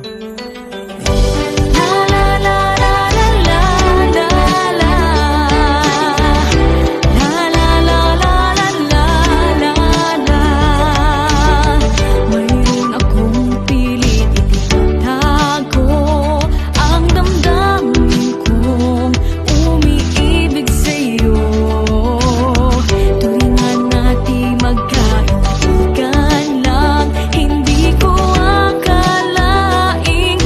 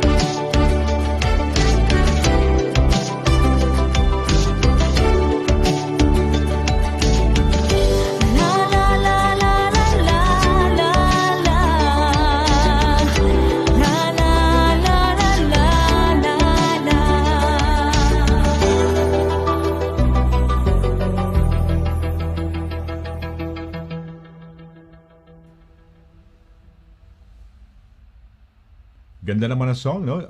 Best Friend, Charmel. Nice. I like the melody. I like your voice as well, ah. A powerful voice at maganda. Oh. Best Friend. Ta-da-da-da-da, Thank you po. Ganda ng key mo, no? Ta-da-da-da, Best Opo. Friend. Ta-da-da-da-da. Naku, magiging paulit-ulit yan kasi matulog ako. Yun ang kanta ko, no? I love it. It's a wonderful song. So, I hope you make it tuloy-tuloy ang gawin mo sa iyong career, no? Sing and sing and then makibalita ka, may mga auditions eh. Hindi, alam mo maraming mga singers sa Pilipinas, hindi ko nasasabihin yung mga pangalan. May nabanggit na ako kanina, sorry, no? Pero maraming nagpupuntahan dito nag-audition. Yung mga big stars dyan sa atin, no? So hopefully, one of these days, who knows, di ba? Makita namin yung Charmel Badjola, di ba? In the UK, in London. Malaking pangalan mo, kumakanta ka rito, di ba? And it will make us proud Filipinos, no? Ayan, oh, yung mga photos. Ayan. Saan na-record yung song mo na yan? So, the recording po of my first original single, Best Friend, was held in Accord Music Studio po, dito lang po sa Naga City, Camarines Sur. And for about po sa mga enhancements and like yung pagbuong preparation po sa song, dito lang din po siya sa Naga City po naganap. Wow, product of Naga City. Sige, request ko lang, pwede bang a cappella without the background music? Kantahin mo yung kanta mo, probably 1 or 2 stanzas. Kasi I like Best Friend, di ba? Ando na key eh. Sige nga. Yes. Sige. La la la la la la la la la la la la la la la. Mayroon akong pilit na tago ang damdamin kong umiibig sa'yo. Turingan natin magkaibigan lang, hindi ko akalain magkakaganyan o hindi ko ginusto ang mahulog sa'yo. Ano nga bang gagawin ko?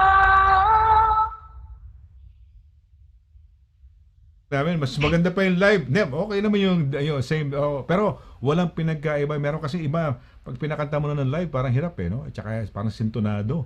Pero ikaw, yun din eh. Kung ano yung napakinggan mo sa plaka o sa plaka, sa recording, yun din, no? So, congratulations on your first single, ha? And we love it. Thank you po. Direct, ipakasama mo nga sa playlist ng Pinoy Radio UK yung kanta niya, no? Isasama natin sa Pinoy Radio UK yung maganda yan, OPM, no? Maganda yan. Nako, I like the song, no? Best friend. Best friend. Ano next line?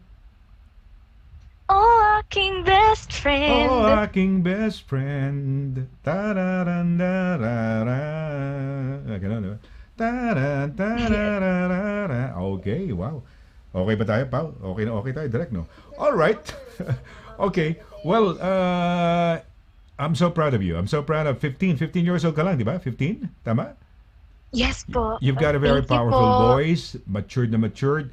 In fact, kung hindi kita napakinggan, akala ko, hindi ko isipin na 15-year-old singer yung kumakanta na yan. Akala ko, si Pops Fernandez, si Joey Albert, sila, ganun eh. Ganun, parang matured na. Ika nga, di ba? Hindi yung tipong nene pa. Kasi, ano ka pa lang eh, 15. Kumbaga, batang-batang teenager ka, no? And yet, yung powerful voice mo, we didn't know who sang it, hindi namin nakita, hindi namin mapapagama lang 15 years old yon.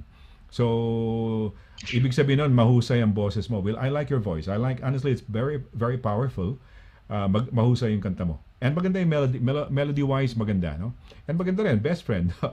yung ano. Teka muna, pag-ibig ba yan? Parang frustrated na hanggang best friend lang tayo? Gano'n ba? Tama ba yan?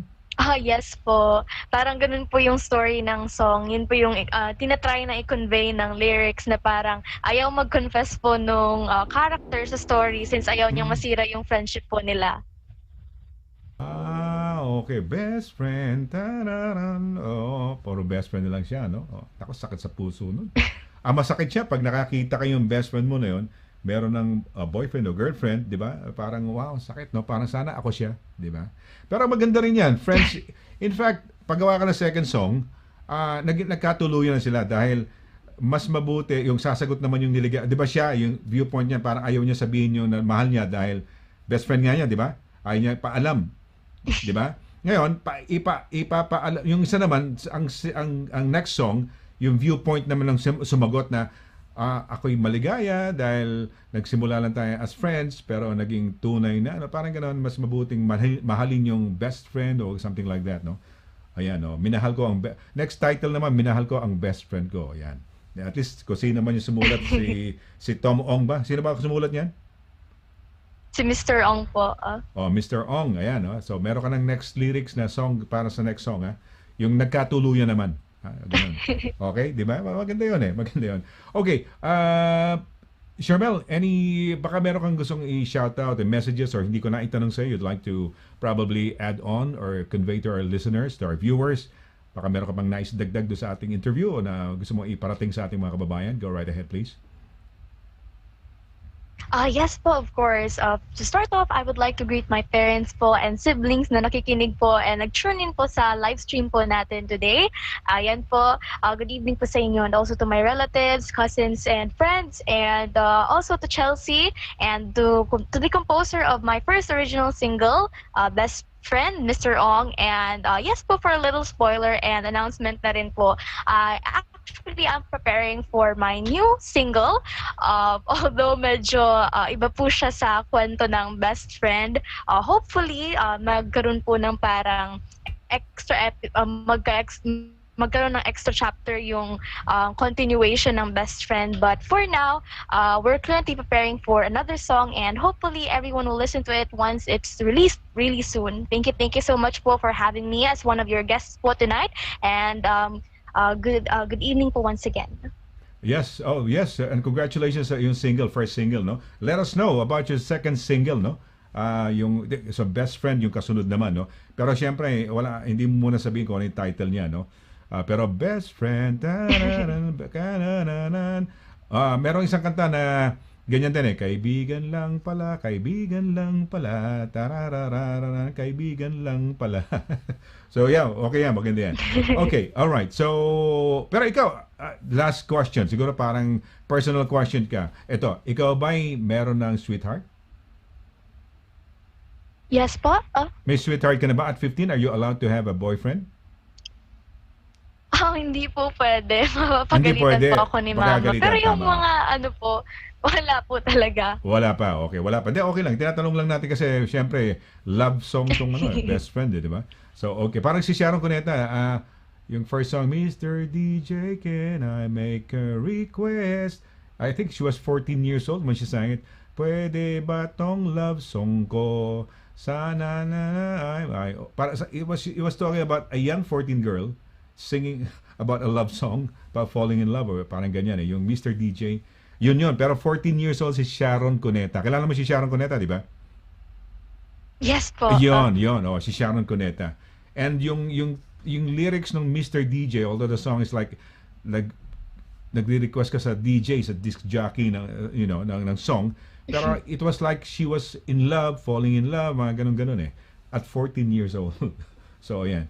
Okay, salamat ha. Maraming salamat ha, Sharmel, no? At sana'y matupad ang dream mo and you come to London, sing in the West End, sing your favorite musical songs, no?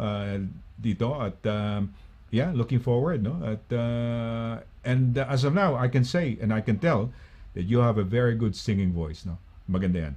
And your song is good, Best Friend. Maraming salamat. You take care. And God bless sa Badjola family dyan sa Camarines Sur, no? Thank you for being a part of the show. Sige, ayan mga kaibigan, si Sharmel Badjola, isang teenager singer yan, teenage, at 15, napakahusay yung kumanta.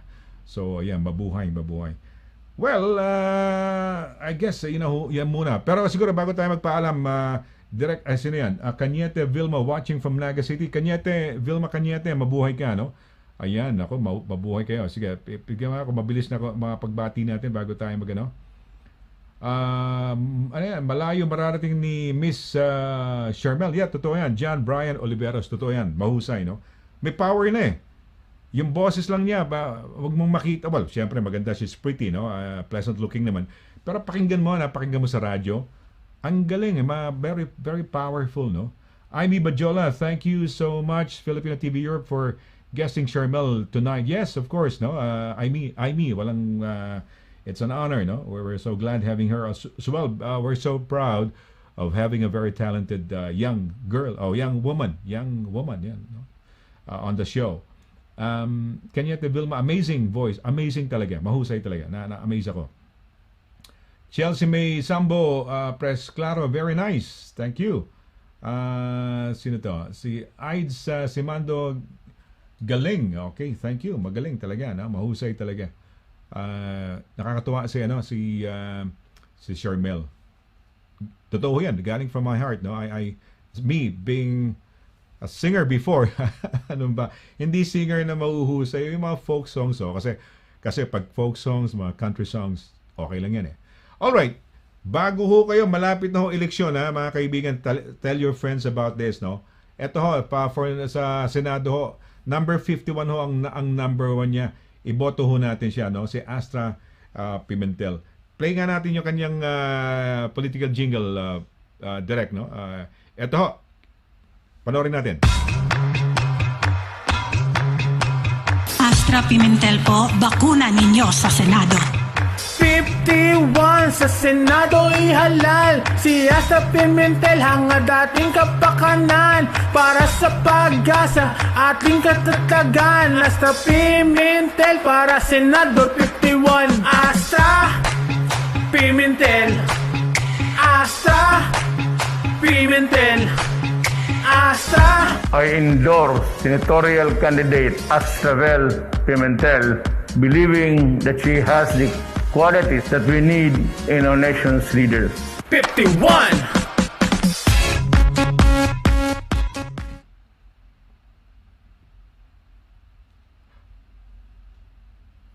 Okay, yan. Astra Pimentel, wag ho ninyong kalilimutan ho. May 9, boboto na ho tayo. Doon ho sa ating mga kababayan na ano tawag dito, nasa overseas ho, no? At pwede ho ninyong ihatid mismo, dalhin mismo sa embassy yung inyong mga balota ho. Kanya nga lang, kailangan dumating ho ron ng honor before 12 o'clock ho ng tanghali kasi 7 hours ang time difference ho natin sa Pilipinas. Sa Pilipinas naman ho, sa May 9, magsasarado ho ng alas 7.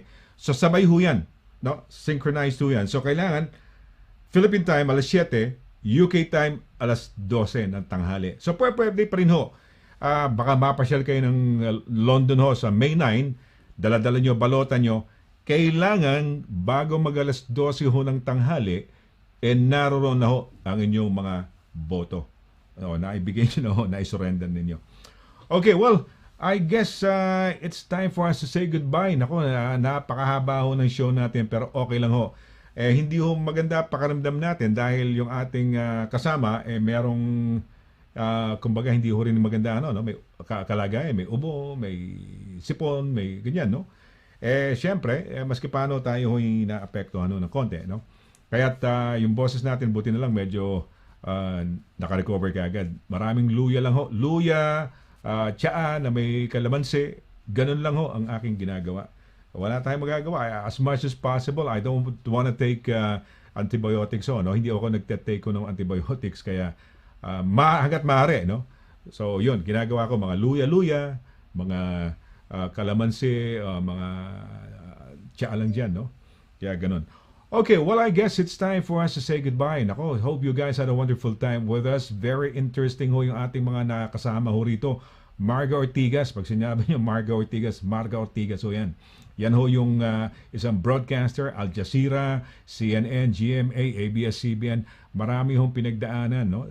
Talagang well-rounded ho na political ano ho yan. Political tuloy na broadcast no? Broadcast journalist ho. So, ayan o. At si Ate Malu Pimentel, no? And she talked about her father's legacy, no? Yung mga kababayan natin, mga Bisaya ho, nasa Divine Mercy, eto ho, meron na ho Visayan translation from Polish, naging English, to Tagalog, to Bisaya na ho. So, lahat ng Bisaya ho, makaka-relate ho kayo dahil mas madaling minsan. Paski nagbabasa tayo English, hindi ho natin naintindihan. Kailangan mag-dictionary pa tayo. eto, pagka Bisaya ka, well, direkta na, ano? Ito ho, yung, hindi ako marunong magbasa tadla o, talaad lawan, yan, ganun. Diary, ibig sabihin, talaad lawan. Just nung kaluoy sa akong kalag. Ayan. Hindi ko alam kung binasa ko. Ayun ho. Meron din ako naalala.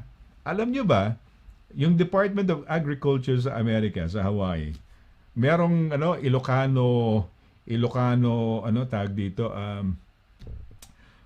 parang para meron silang material or video or something. Ako ho nagboses noon, Department of Agriculture. Although mga ninuno ko, Ilocano, Ibanag, sa Manila ako lumaki. Talagang madugo ho yun nung nirecord ko dahil hindi naman ako ganun ka-fluent magbigkas ng mga Ilocano words, no?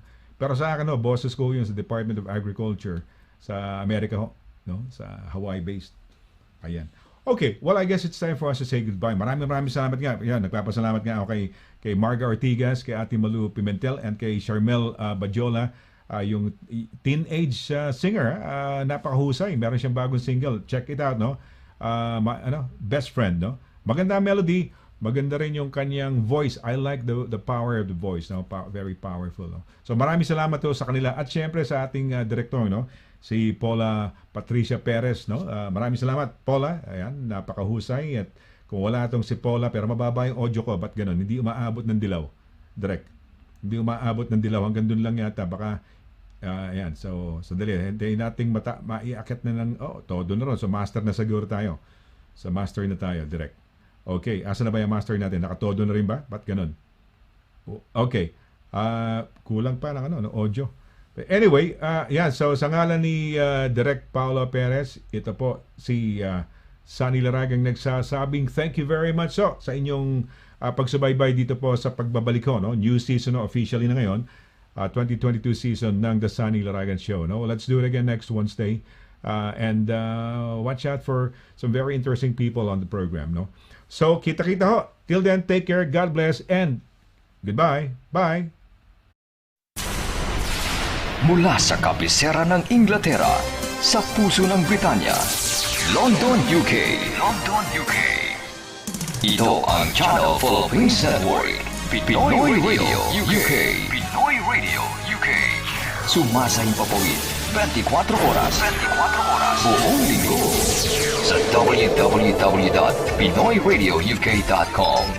Ang mga pinakapaborito mga awitin, mga pinakaabangang programa, at mga sariwang balita at impormasyon mula at para sa mga kababayang Pilipino sa UK at sa buong mundo.